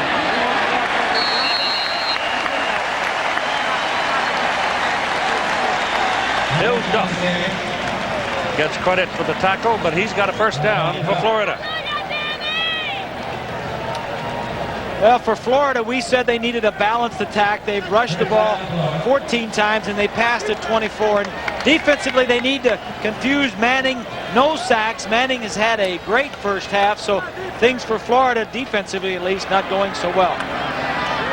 Wuerffel handing the ball to Jackson. Keeps bouncing around. He took a solid lick from Brown, bounced off of it, and then Leonard Little finally got him with help from George Kidd. Little is the young man that we've talked about going into the ball game against Mo Collins, the youngest offensive lineman for Florida. Little was a junior college transfer, came to Tennessee a couple of years ago and was disappointed when he couldn't get in. He thought his grades were fine. Now he's back and he says, I just want to get out and play good football, and he certainly has done that here today. 2nd down, 11. There's 6 DBs in the ball game. The so-called dime defense for Tennessee. They bluff blitz. Florida runs the ball. Fred Taylor. And he almost slipped away for a first down. He's very close. Very close. And here's Swanee. Nathan, I talked to Steve Spurrier at halftime. He says after the last drive going into the halftime, going into the locker room at halftime, all he was going to do in the second half was run draws and put the ball in the air because that's what his team does best. On the Tennessee side, Joey Kent was injured with concussion. He will not be back in the ball game, and Coach Fulmer anticipates that Florida is going to put the ball in the air. He is going to blitz more, try and bring more people, and change his coverages. Keith? They did get his first down, so on 3rd and 11 they run for it. Here's Wuerffel running to get some room, and then he trucks on out of bounds. And will be about the line of scrimmage where he went out of bounds. Scott Gallion, Tennessee linebacker, was the man in pursuit. Tennessee's blitzing efforts have not been impressive. They just haven't been able to puncture as much. Well, Wuerffel is smart enough that if he sees it coming, he'll let it go to a back or one of those wide receivers. Remember that when you do blitz, you're single covered in the secondary, and Florida's got some pretty good wide receivers. Give Wuerffel a yard on the run, make it 2nd down and 9. And he gets some heat with the back, but gets his pass away from Doring, and Chris finally makes a play. He finally got a chance to make a big play, and he puts it down on the Tennessee 35-yard line, first down. So Tennessee had an opportunity, and they don't score. And now Florida's coming right back. He's going to throw this ball right over the center of the formation. Green 78, Mitchell 71. Blocking for him, and Doring, who was an ex-walk-on and really shined as a receiver for the Gators the last few years. Now has 3 balls for 47 yards today, just short of the 35. Here they come. Running it. He runs right around the blitz. And so they get another first down, and here's the finish. And I think Goring is going to get dinged for an illegal block. Yeah, hit him in the back. Yep.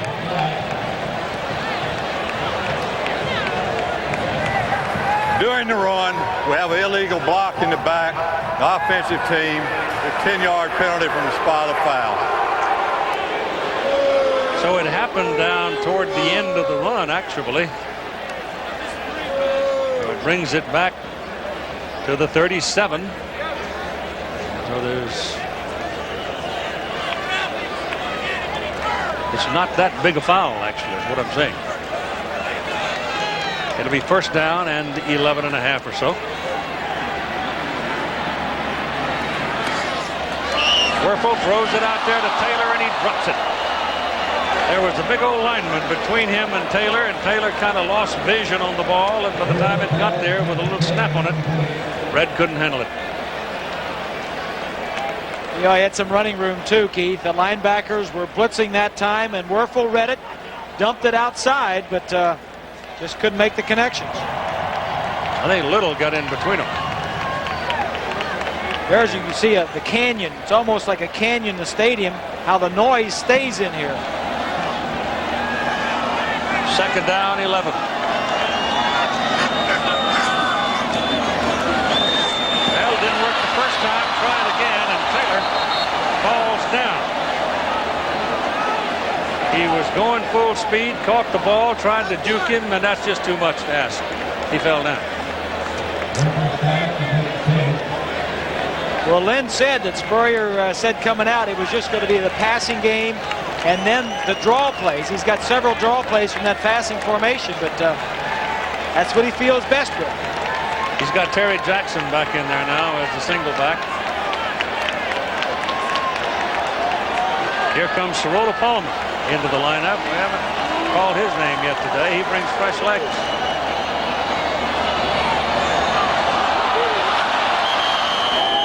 Whistle stop him. Didn't get it off in time. Burned the clock. It'll cost him 5. Steve knew what he was doing. He saw what he saw, and he was trying to check out of something and get into something else. Illegal delay, offensive team, 5 yards, replay the down. Saw that score.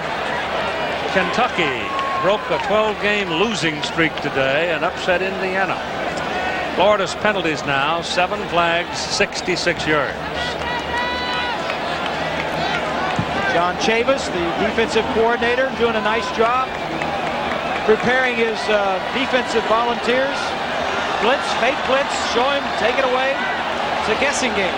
Back to the 41 where it's third down and 16 for the Gators. No pressure. Passes away. He's got a man. That's Riddell Anthony. Down at the 12-yard line. Tennessee could not pressure Wuerffel.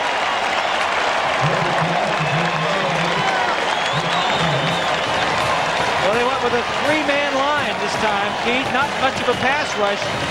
3 linemen coming only. Wuerffel sees that. He knows he's got more time. Slides to his left. That's a good throw right there. Nice job of staying in bounds, too. And continued poor tackling by the Tennessee secondary. First down for the Gators. Wuerffel throws that little swing out to Terry Jackson. And Jackson got a pretty good block over there from one of the big uglies, number 75, Donnie Young. Turns it into a good gain. Wuerffel is now 21 of 30 for 269 yards. Tennessee is leading 30-21 at 8 minutes to go in the third quarter. Volunteers missed the field goal, trying to score first in the second half. Florida now with an opportunity on second down and 4. Give it to Jackson. And he's met right at the point of attack. Corey Gaines is on top of that stack, but there's somebody underneath, and it's Lyon.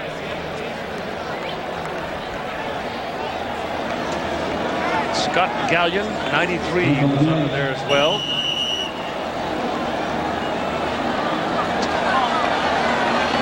Gallion led the team in tackles last year. Is a team captain this year.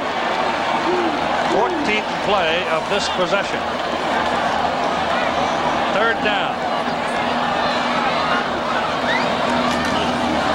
Wuerffel, touchdown. of the day.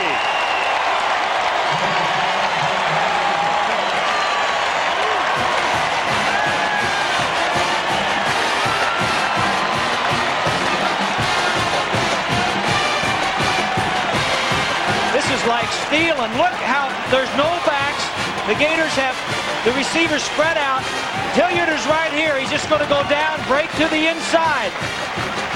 That's like stealing. That's 47. That's the middle linebacker, Ty Hines. We love to have that. Wide receiver on a middle linebacker on a little slant. Edmiston. Point is good. Now it's a 2-point ball game. 30-28, Tennessee.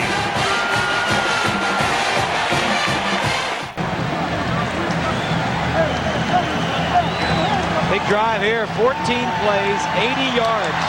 Florida has scored on 3 of their last 4 possessions going back to the first half. Now let's see if Tennessee can answer. Nilo Sylvan waits for Matt Teague's kick. Will he kick it to him? Yes. 2-yard line. He had him, man, a Florida man right there just looking right at him. And then all of a sudden he turned on the speed and got by him. Let's go back to that last touchdown by Florida. Watch Werfel and his left foot. I think he's got some gum on his shoe or a little. No, it must be. No, he's trying to get the gum. No, he's really just. He's got 3 receivers out there to the left. He's telling them different routes to run. I thought he had an itch. Yeah. I'm sure one of them we told Hillard, hey, just run a slant to the inside. Manning is 16 of 20, 247 yards. The crowd is back in the ball game. What a draw play with Jay Graham out across the 30. That'll be about a 6-yard pickup for Graham. Now, what Tennessee wants to do, Keith, is what they did in the first half on the first 4 or 5 possessions, and that is get back to the strength, and that is their offensive line, run some plays, throw a little bit, let Peyton throw the football, get back to what they were doing well in the first half. Graham has 75 yards now on 13 carries. It's 2nd down and 4. Hanks is blitzing. Manning got rid of it. And he hit his receiver on the hands, too. It was Ronnie Pillow. But Ben Hanks had a wide open shot at him. You got to keep your eye on Ben Hanks because he is the key to that defense. He almost got a face mask. Peyton does a nice job of getting rid of the ball close to somebody that's a receiver. Tennessee's 3 out of 6 on 3rd down conversion. The crowd are really loud now.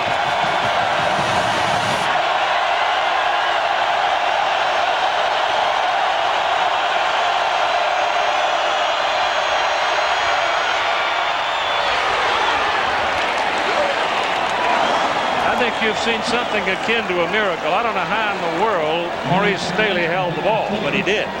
And Manning threw it right in between defenders. He almost got creamed. I think he jumped right over the guy that was going to hit him, Keith, what you were talking about. Demetric Jackson is the man dueling him. Right here, he's going to break to the inside, and when he throws it, watch to the middle of your screen. He just jumped over it. Pretty good play by Staley. 1st down for Tennessee. Stay alive. 47-yard line. Crowd up again. This time Manning has more time, and the pass is caught by Andy McCullough, a sophomore wideout, and he wrestles for about 5. Tomorrow night on ABC, Jeff Foxworthy guests on the season premiere of America's Funniest Home Videos, all new. Then does Lois say yes or no to Clark's marriage proposal? You see it on the season premiere of Lois and Clark. And 90210's Tiffany Amber Thiessen stars in the world premiere of The Stranger Inside of Me. All new, all tomorrow night on ABC. Ball is at the 49 of Florida. This is Graham. And he's going to have a 1st down. It'll be at the Gator 43-yard line. UCLA coming back against Oregon out west. Cut it to 7. Air Force and Colorado State in a pretty good one in the big high sky country. Whack. Notre Dame blistered Vanderbilt up in South Bend. Lou Holtz at home recovering from some bone surgery in the spine to get rid of some bone growth and calcium. It's causing trouble. First down, Tennessee.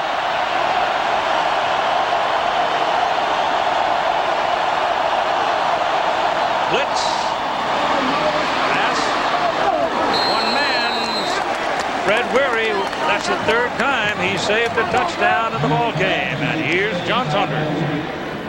Well, Keith, Phil Fulmer having a pretty good game thus far as head coach at Tennessee. Well, the guy he coached under, Johnny Majors, having a good day as well. Chris Patton, 42 yards down to the 5-yard line. It sets up a Chris Schneider 1-yard touchdown run. Pitt leading Texas 17-14. In the Pac-10, Oregon has the lead over UCLA by 7. We'll keep you up to date. Keith. Thank you, John. Johnny Majors. He's got Tennessee going to go to 3-0. There's a pass to the corner. No. Intended for Staley. The coverage by Weary. Ball was right there, Keith. Continued to be impressed with Peyton Manning, the blitz before. Now he throws the ball deep.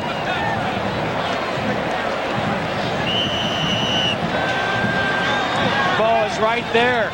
Weary's giving him some trouble, but that's a good play defensively. Good throw. Just a tough catch. 3rd and 1. Graham goes soaring over the top. Fumbles the football when he hits the ground. Here comes Florida on the run with Fred Weary. All the way back down to the Tennessee 31-yard line. So it goes from a first down leap by Graham, who lost the ball going over the top before he hit the ground. It's going the other way. First down for the Gators.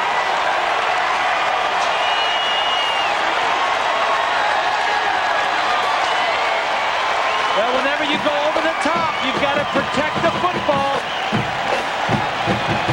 All the defensive backs, linebackers trying to knock it out. Weary picks it up. And only Peyton Manning is back to slow him up. Manning does a nice job of slowing him up, grabbing onto him, or else he'd been in the end zone. Hey, this Weary has had a heck of a ball game. Yes, he has. Ooh, so is Manning. 1st and 10. This is Fred Taylor. That's close to another first down. Florida is really pumped now.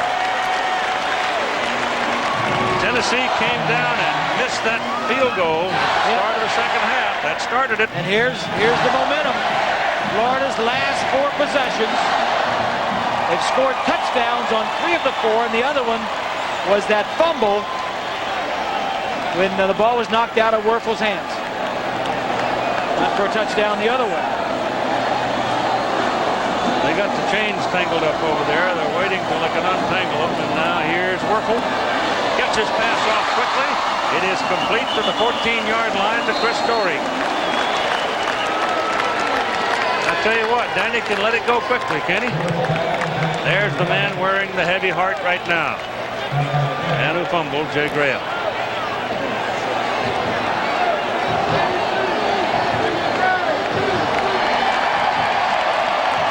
They're playing, but the chains are all tangled up.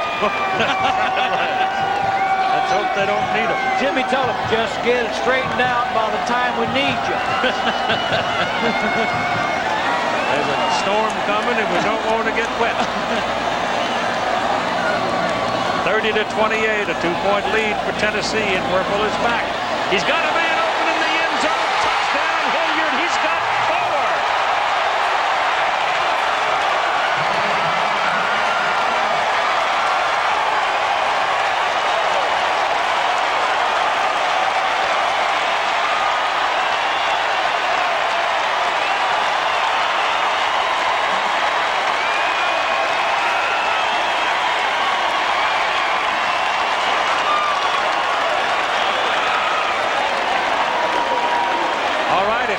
34-30.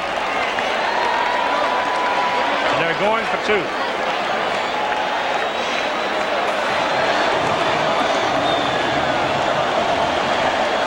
There you go, the 2 points. When do you go for 2 points? When you're up by 4 points, you go for 2 to make it 6. So everybody's got these charts up in the press box. The word was sent down.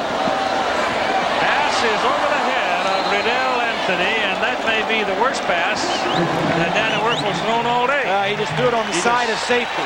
Got away with it. Rather than risk it, he just threw it up there. So the Gators have the lead for the first time today. And 4 touchdown receptions ties the Florida record for Hilliard.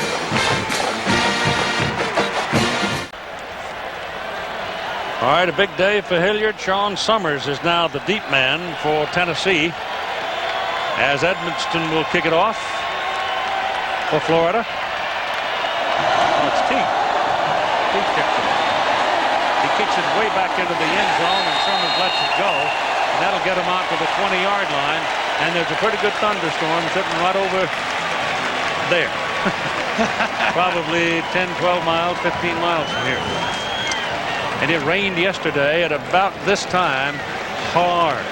Late afternoon in Florida, you can look for a thunderstorm this time of year.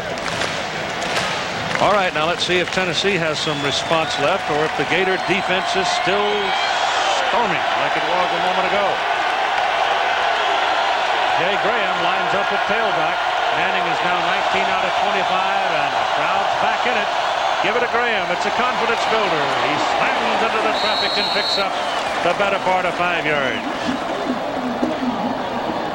Let's go back and take a look. This is what Werfel is looking at right here. Not out here.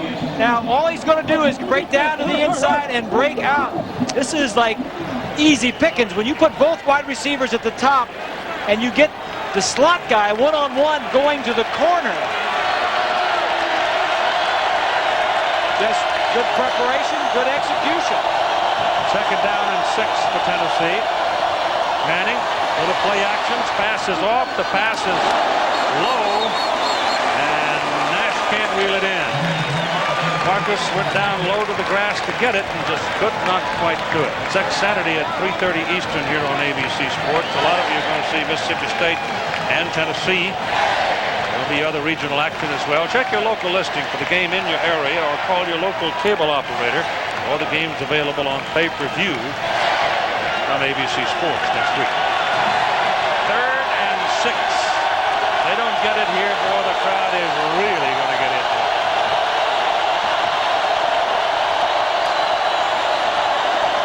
Here's the big guy, and he's got his first down as Scott Pfeiffer, 245-pound tight end, makes the catch, and that is the 9th different receiver. I don't think he's caught a ball yet today, and a nice choice by Peyton Manning, because all he needed to pick up was 5 or 6 yards for the first down, and everybody else was spread out and covered. Colorado State now has gone ahead of Air Force. Texas has regained the lead from Pittsburgh. First down from the 34-yard line to Tennessee. And dropping the ball is Jay Graham, and the Gators have got it again. 34-30, Florida, and they're camped on the Tennessee 30 as Mark Campbell slapped it out of there. So all of a sudden, what had been a good day for Jay Graham has turned into a nightmare. 67, not 97, 67. Right there, Mark Campbell. He is destructive.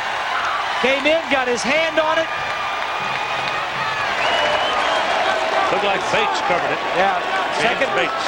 second fumble in 2 possessions for Graham. So it's Florida. First down at the Tennessee 30, and Terry Jackson is the single back. Now Werfel trying to strike quickly. Looks for Anthony. He's got him. Riddell Anthony looking for help and is inside the 10-yard line. First and goal to go at the Tennessee 8. The Tennessee defense now is going to wear out in this kind of heat. The offensive line, we said, is solid. 5 guys out. The offensive line hardly ever gets any help. Nice throw by Werfel. These receivers, we got a bunch of receivers on this field today that are elusive, and they can get free. Go on 1st and goal. Gators 43 passing touchdowns last year. It was 15 more than anybody else in the country.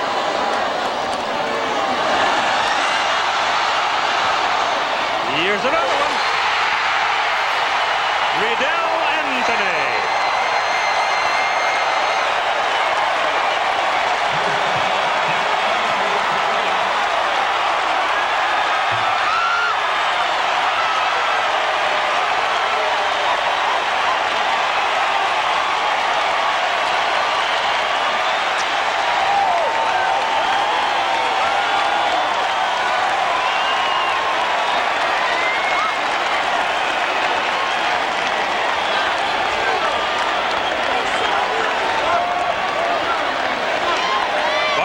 Edmiston will try the extra point.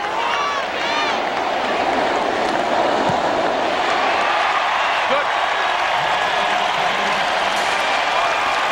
It's an 11-point Florida lead now. The Gators have taken over in the 3rd quarter.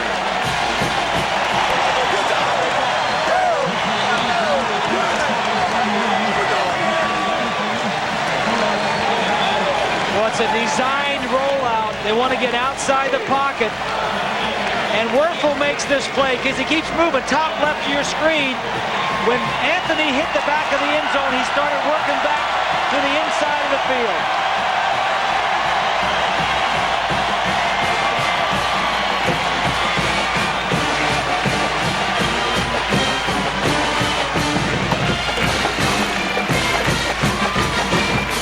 Well, you got to figure Phil Fulmer is going to send Jay Graham back out there.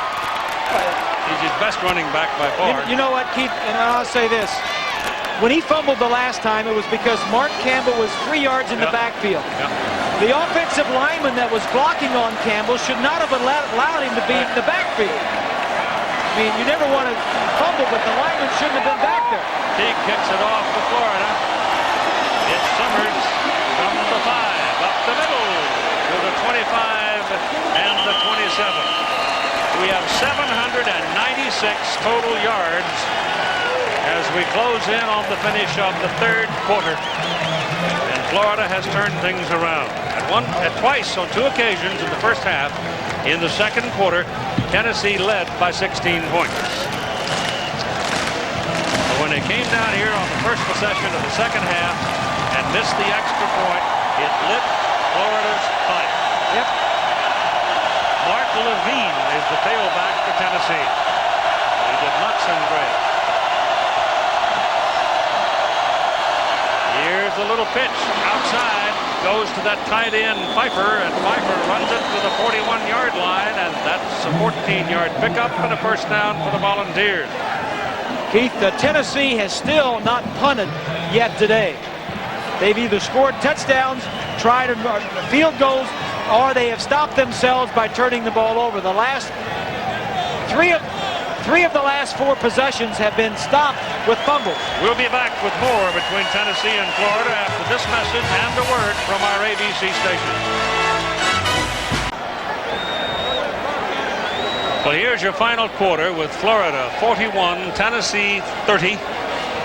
Florida just tearing it up in the 3rd quarter, and Tennessee just falling apart in the 3rd quarter. Their last 5 possessions, that one play was right before the half, but they've had 3 fumbles and a missed field goal. It was this missed field goal, I think, that really got Florida, because they turned right around, took the ball, and took it right down the end zone and stuck it in. The crowd was back, and the Gators on a roll right now. Volunteers start the 4th quarter, first down and 10 from the 41. Manning, somebody's in his face. The ball is away. They're looking for it, and it's over the head of the intended receiver, Maurice Staley. Antone Lott, the defender, and here's John with an update on UCLA Oregon out west. Keith, it's been quite a good game, and Skip Hicks This is the first time he has touched the ball all season, albeit a short season thus far. But he takes off, puts his head down, bowls his way to the end zone, 52 yards, and it ties the game at 24 apiece. Keith. He's coming off arthroscopic surgery, too. And they were thinking about a redshirting him. Peyton's pass is a little quick, and Mark Levine can't make the catch. And now Peyton is starting to get some pressure from the Florida defenders up front. Manning that time had men in his face on successive plays. And the Florida defense toughening up a little bit too, Keith. Bobby Pruitt, the defensive coordinator. Third down and 10. Ronnie Pillow is now in at tailback, and he's a pretty good receiver. 4 wideouts plus Pillow. Pass is away. Man is down there. It is no good. They picked on Lott again, sending Staley on a fly down the sidelines, and it is incomplete. Really, Keith, he had him beat. If the ball would have been thrown more to the inside, he's got a step and a half on him. If the ball's thrown downfield and inside, if the ball was just thrown a little to the outside and allowed Lott to come back and break it up. Larry Binion is in for his first punt, and it's going to get wet around here any moment now. Riddell Anthony is back. Binion's kick not particularly good. In fact, it's quite poor.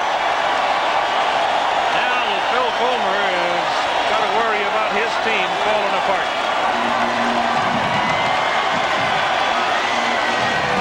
Let's go back and take a look at the possessions. There's the missed field goal in the first possession of the second half. Then the second possession ended on this fumble right here where he picks it up and takes it down. Florida went in for a touchdown after the second possession for Tennessee. And then here's a look at the third possession. Graham gets the ball knocked out by Campbell. And that's the way it's been for Tennessee in the second half. That was a 16-yard punt by Binion, and Werfel is back trying to strike quickly. Goes to the outside for Riddell Anthony, and it is incomplete. So it'll be second down and 10. The series starting just outside the Tennessee 43, outside the Florida 43-yard line. There's the third quarter numbers. Passing yards, both teams over 300. Turnovers now. Tennessee has 3. And the points off of turnovers, Florida got 14 points in the third quarter off of turnovers.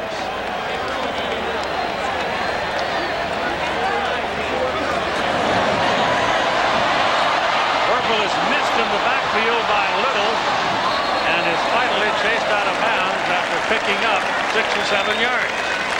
Little had a shot at him. Couldn't quite get a handle on him. Tennessee leading 41-30, and a thunderstorm is, Florida is leading 41-30. And with a thunderstorm approaching, probably with a goodly bit of rain, it's not going to help Tennessee's fortunes at all. They're playing right into Gators' hand. Florida now has converted on 6 straight third down circumstances. Penalty flag is thrown on the field by the referee, Jimmy Harper. Substitution violation. The substitute did not go out within the allotted 3-second period of time. 5 yards. Oh, one of those little nitpicking rules, but rules are rules, and it costs them 5.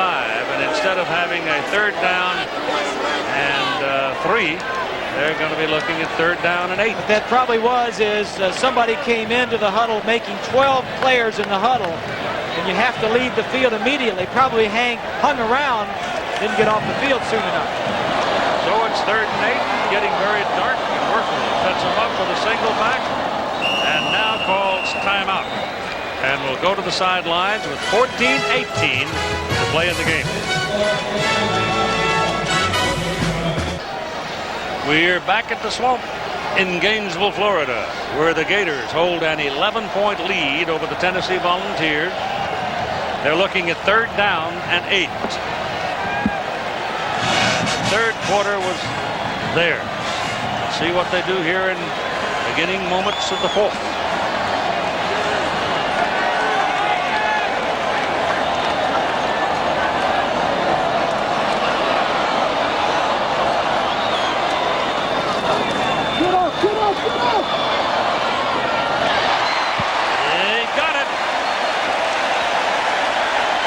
It's Ike Hilliard who has had a career day, and it's first down Florida at the Tennessee 45.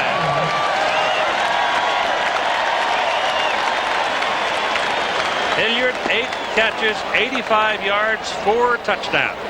Huddle up, huddle up. Don't, he's telling him to huddle up, not go to the line.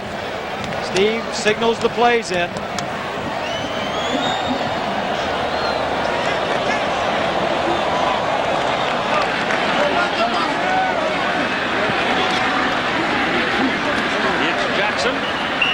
Nothing. So let's go now to John Saunders while we go looking for our bateau, the Ranger of Company. Try and stay dry, guys. But Pitt is up against Texas, and John Ryan trying to take it in. Picked off by Chris Carter. He fumbles it and then falls on his own fumble. But they stop a chance for Pitt to march in, clinging to a 1-point lead. Looks like John Mackovic might be starting to turn Johnny things. Majors turning that program around a Pitt too, isn't he? Yep, looks like it. Always figured he would. Here's Hilliard, wide open. Out of bounds at the 20, first down in front of Terry Fair. And it's now become a buffet table for the Florida passing game. That's exactly right, Keith. Hilliard's got his way. A lot of man coverage. Starts to the inside, straighten him up, breaks back to the outside. That's just good route running. Hilliard, just a sophomore. He's only been at Gainesville for 2 years, but a lot of good pass blocking in that offensive line, too. Jeff Mitchell, Odom, Reggie Green, Don Young, and Mo Collins. On first down at the Tennessee 20. Gators trying to put a door slammer here. They go to Terry Jackson, and he is hit behind the line of scrimmage by number 42, George Kidd. There's a center, Jeff Mitchell. He was a guard the last couple of years, and somebody asked him, you know, what's the biggest difference? He said, it's the free publicity. He says, when they take pictures of the quarterback, he says, you know, you always get the center in there now and then, so I kind of like it.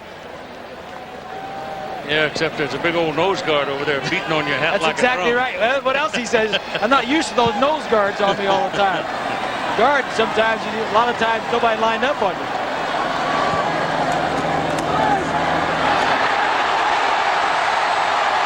Rydell Anthony. Touchdown, Florida. There's a penalty flag. Hold it. He's going to ding him for showing off. He got 2 flags before you could say howdy. It's a touchdown. Will count. And the penalty on the kickoff. That team, the touchdown penalty will be assessed on the kickoff. Touchdown will count. Penalties on the kickoff, and it's absolute flag on the taunting rule. Well, little trickery. You're going to run a reverse. You want to run it with either Anthony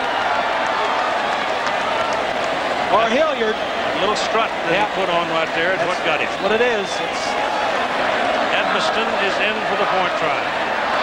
It's the new rule this year. You want to eliminate the taunting and the showboating and selfish acts, the hot dog, and I think it's a good rule. It's 48 Florida, 30 Tennessee. And the Gators just about put this one away. This is one of the coldest spots on Earth in Florida. This laboratory produces near absolute zero temperatures for research into superconductivity and material science. I heard a rumor that Al Trautwig is coming back to Freeze's football one more time. The rain has arrived. Matt Teague will kick it off from the 20. This is going to make it very difficult for the Volunteers in a pouring rain now. This is Sean Summers. Apparently he's kind of slick as he comes all the way back to the 50-yard line. And there the Volunteers will go to work, trailing by 18 points as Florida has scored 34 unanswered points. Well, they get good field position at the 50 because of this right here. The pointing, that's a taunting, that's a no-no. 15 yards, kick further back. Little strutting. That's taunting. Maybe they ought to put a little more teeth in it. What do you mean by that? Take away the touchdown. It happened before it crossed the goal line. Here's the pass. Almost intercepted. Anton Lott almost picked it off, intended for Ronnie Pillow. Here's Lynn Swann. Well, Keith, Steve Spurrier has a little rule about the celebration and taunting rules that can be applied to his players. If one of his guys gets called for it, he brings them in about 6:30 on Tuesday, and they have to run the stadium for getting that penalty called on them. So Hilliard can celebrate now, but he's going to pay for it later. No, not Hilliard. Anthony. Excuse me, Anthony. Yeah. I'm sorry. Lynn, Ike's too tired. He's sitting over there quietly. Yeah. Here's the last 7 possessions for Florida. Just going just the opposite of what Tennessee has done in their last possessions.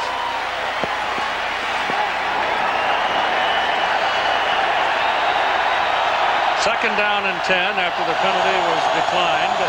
5-yarder against Tennessee. Manning's pass incomplete. Trying to get the ball to Marcus Nash, and the ball was thrown quite a bit behind him. And he was well covered.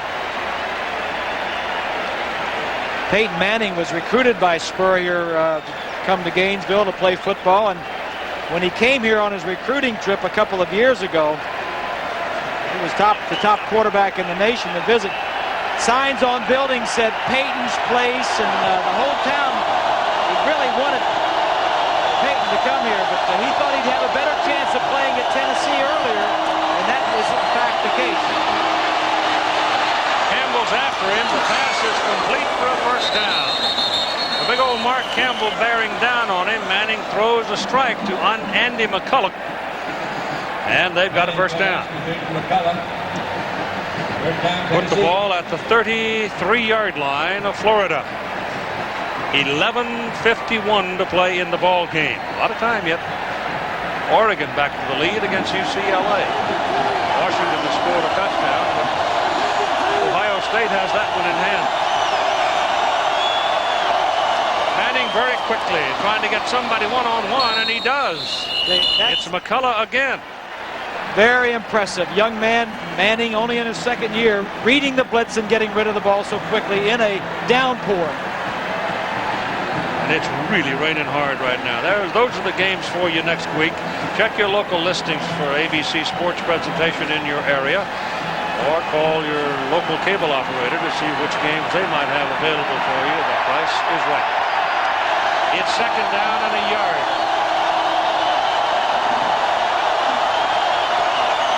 And Manning, there's a penalty flag, is sacked. Ben Hanks. Let's see about the penalty flag.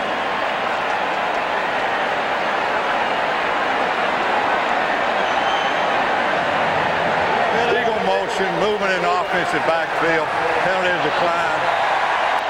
They declined the penalty, obviously, because of the sack. Well, the back's going to move. Graham sees the blitz coming. You lose concentration sometimes when the rain's coming and you can't hear. There's a loud noise. And what happened? Frustrated. Yeah, frustrated. The game is over for all intent and purposes. They lost the momentum. It's 3rd and 8 now.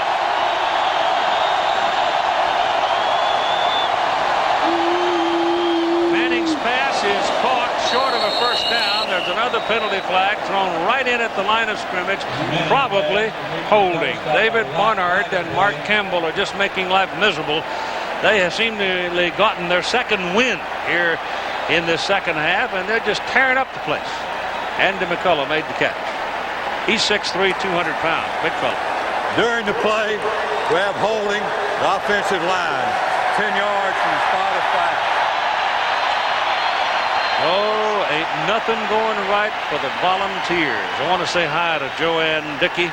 She and Doug, the athletic director of Tennessee, who once coached here at Florida. Doug, they were out on a boat fishing down here, and a rogue wave sort of hit them and slammed her into the bulkhead, and she's had all kinds of trouble in the pelvic area. Really seriously hurt. She's starting to mend now, and we wish her well. She's a nice lady.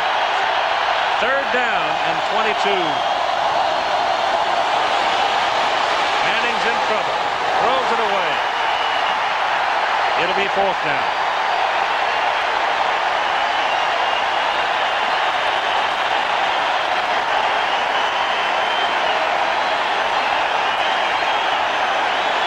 Well, I'll tell you what, the creek's starting to rise now, Grease. There's the SEC teams today. Vanderbilt got beat. South Carolina's later on. But you know, this is tough for a quarterback. Oh, defense is tough enough. You've lost your momentum, and then you get a downpour. it's tough on anybody who's outdoors right now.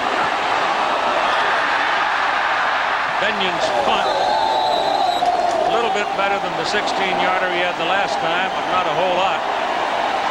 And so Florida holds and takes over, and they control the ball game right now.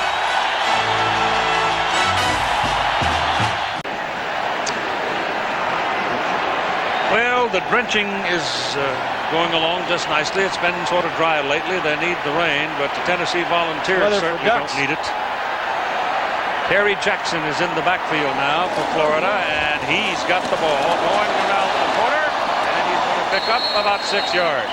This is the most points scored against Tennessee since 1988, and it's the most points in this series ever. Alabama was upended by Arkansas today. Big win for Arkansas. Big game down there tonight in LSU. Baton Rouge, the city of the red stick. Boy, they can be pretty noisy there too.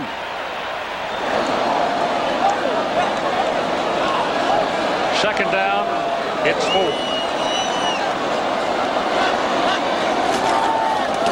Stay with the running back. Picked up 2, maybe 3.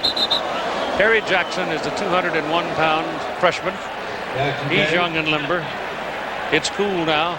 Let him have it. It ain't heavy. Mitchell getting up out of the middle.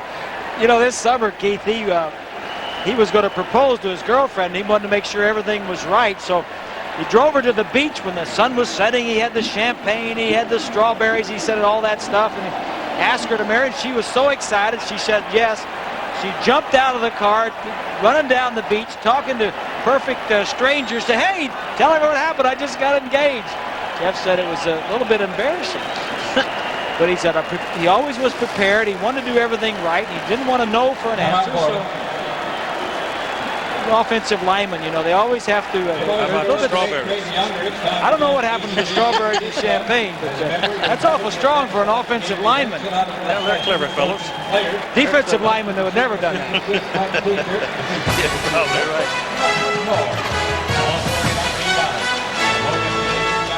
All right, Florida kicking off to Tennessee. They lead 55-30 after the quarterback sneak. The Werfel puts it into the end zone after the long run by Jackson.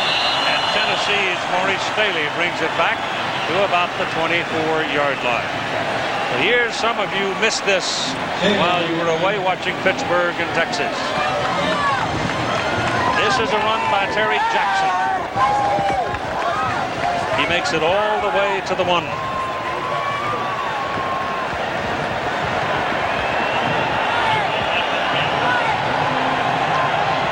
Touchdown was a sneak by Werfel. And Werfel is over the top for the touchdown, and he's out of the ball game now. And resting, Peyton Manning is out of the ball game now because the issue has been resolved at 55-30. And Jeremy Bates, a freshman, is in at quarterback for Tennessee. A freshman from Sevierville. Jim Bates, who plays linebacker for the middle linebacker position for the Florida Gators, is Jeremy Bates' older brother. There they are. They're in there together, talking to each other. They've been trash talking for the last couple of months by phone, long distance. Eric Lane is now in the backfield field for Tennessee.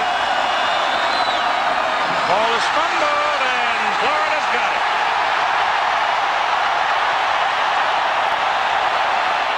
Sean Bryson in at tailback, coming off the bench cold, couldn't handle it. The handoff may not have gotten to it. And so Tennessee turns it over again. Now this is already the second largest number of points scored against Tennessee in 102 years at 55-30. Just didn't get the connection. Werfel is back in there, so they're not going to let him rest. Eric Kresser has not played today, but it's Werfel on the field right now. They got a 25-point lead, 6 minutes to play, and the starting quarterback is in the lineup.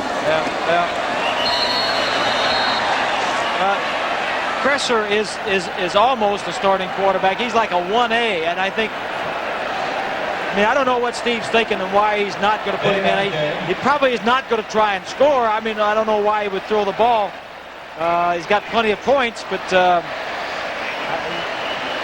their system is so wide open that I don't know. I mean, I'd be surprised if they throw in the end zone. But then I'm never surprised anything he does. There it is. Chris Doering, touchdown.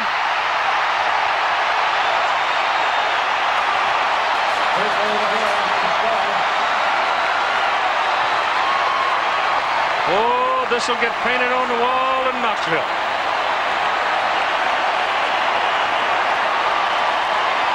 Well, here's a look at Doering. He's going to run a slant and then up, and then he's go back to the corner. But, you know, Keith, there's two ways of thinking, and I'm sure the offense says, hey, it's our job to score, your job to stop us. Right. But and that's true. But then the other is true too, I guess. Well, you got other people on the bench that need seasoning. And other guys that practice all year that might like to get in and play. Right. But folks are running up points this year. And there's been a wide discussion of it, is if you don't run up points, the coaches poll votes you out. Penn State's got a pretty good argument about that. They played all the reserves. Indiana closed it to 6 points on them last year. They lost first place and never got it back. Yeah, well, but that may be working in reverse this year with some of the pollsters, because I mean it's not how many points you score and against whom. It's the competition. It's the quality of competition.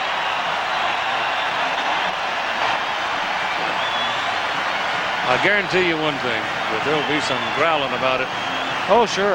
Up in Tennessee. Well, they won't forget about it. But I mean, like the third-string quarterback, Schottenheimer, Brian Schottenheimer, has not played this year, and some of the backup linemen and those types of guys, they'd like to get in the ball game. Tennessee had their backup players in. They had Bates in at quarterback. It caused the fumble. The backup player. Off. It's Summers.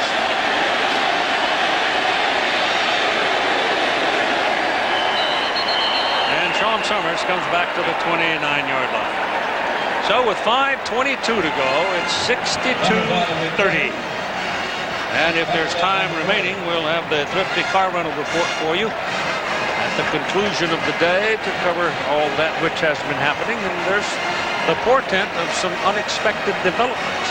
I thought Florida probably would win the game, but I didn't expect them to score 62. Well, I was very impressed the way Tennessee came into this swamp. Yep. And played the first half. Jermaine Copeland is now in at quarterback. He's the number 3 man. Throws a good pass, and the ball is dropped by John Sartell. So Bill Fulmer is playing all of his people that he can get into the game. And what he's doing, he's playing his quarterbacks just to get him a little experience. Sure. Yep. Manning is a true sophomore, and the 3 quarterbacks behind him, Bates and Copeland and Snyder, are all true freshmen. He lost Brandon Stewart, the other freshman that came in with Manning last year. He went to Texas A&M, so he had to recruit 3 new freshman quarterbacks this year. That's Mark Levine carrying on that play. I'm very impressed with Peyton Manning. First half, he was outstanding, and fumbles just stopped him.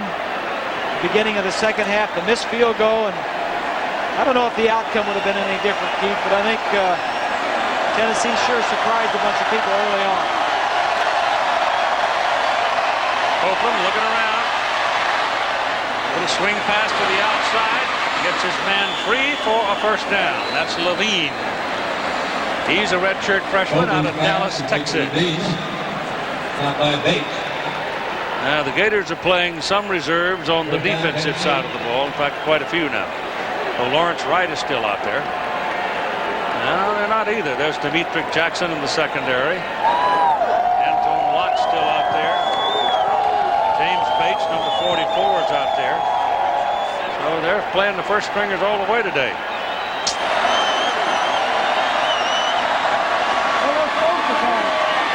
Copeland keeping the ball, running a little curl back inside. The most points against Tennessee was since Duke scored 70 back in 1893. Here's a look at James Bates, the linebacker, the brother of Jeremy Bates. His mom and dad both went to Tennessee. His brother went to Florida. His mother this summer had a little project. She sold together a hat, half Georgia, half Florida, half Tennessee, and a shirt, half and half, and she was going to wear it to the game today. Opens pass. Play draws a penalty flag from the linesman across the way. Greg Kyler, the intended receiver.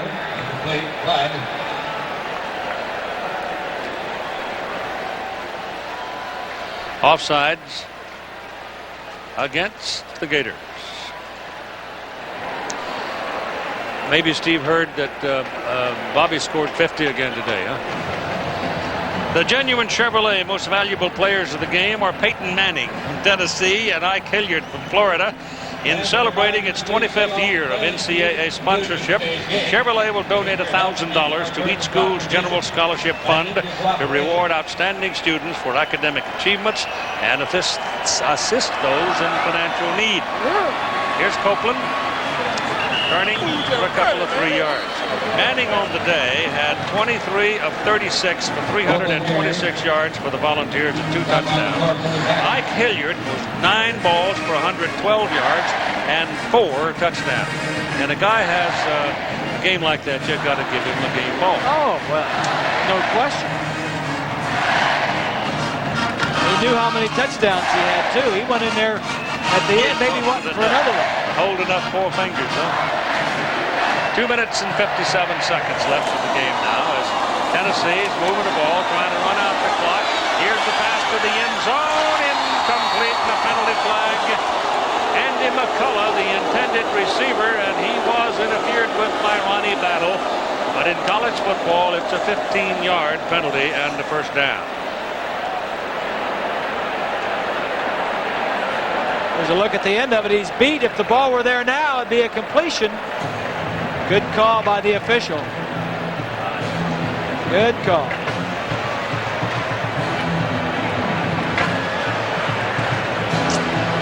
Well, early on, we thought that for Tennessee, their offensive line, big offensive line, had to run. They only ran for 98 yards. 3.2 averages, not good. 1 touchdown. And take away Florida's running game. Florida's rushed for 201 yards, but that's been late. Copeland takes off and gets himself a first down. It's a pretty good looking running back. He's a quarterback, defensive player. He was an outstanding player last year in high school. And for Florida, balanced attack. They rushed for 32 times, passed 39. And they wanted to harass Manning. They had him for 2 sacks, but Bates threw for 326 yards and 2 touchdowns. A lot of that in the first half. And first down, the ball at the 12-yard line. Peyton Manning, I'm very impressed with him. He's going to have a lot of good games in the future. Copeland, he's got one. Touchdown, for Jermaine Copeland and Tennessee. And it comes at 2:12 to play in the game. Well, though the defense still needs to come together a bit, do you concur that the Gators are among the top 5 teams in the country? Well, I think they can outscore just about anybody. I mean, I think their defensive line has some problems, and we mentioned that they lost 3 top players, Kevin Carter, Ellis Johnson, and McMillan, to the draft. They're all playing on pro teams now, and then they lost some other guys. Keith Council won in the defensive line. So if some of their younger players come up, they can outscore anybody. Well, Florida's schedule down the road has got, the middle of it is rough, because even though they're winning this one 62-37, when you go on the road, generally you can't think in terms of these kinds of points. They've got Ole Miss next to September 30. Then they're at LSU in Death Valley. They're at Auburn, and then they got a week off before they go play Between the Hedges up in Athens. And then down at November the 25th, Florida State comes here, and that should be another Who might shootout. need a triple-digit scoreboard. That'll be a shootout, won't it? We've had 99 points scored in the ball game today. We've had 1,042 total yards by the 2 teams. Wow.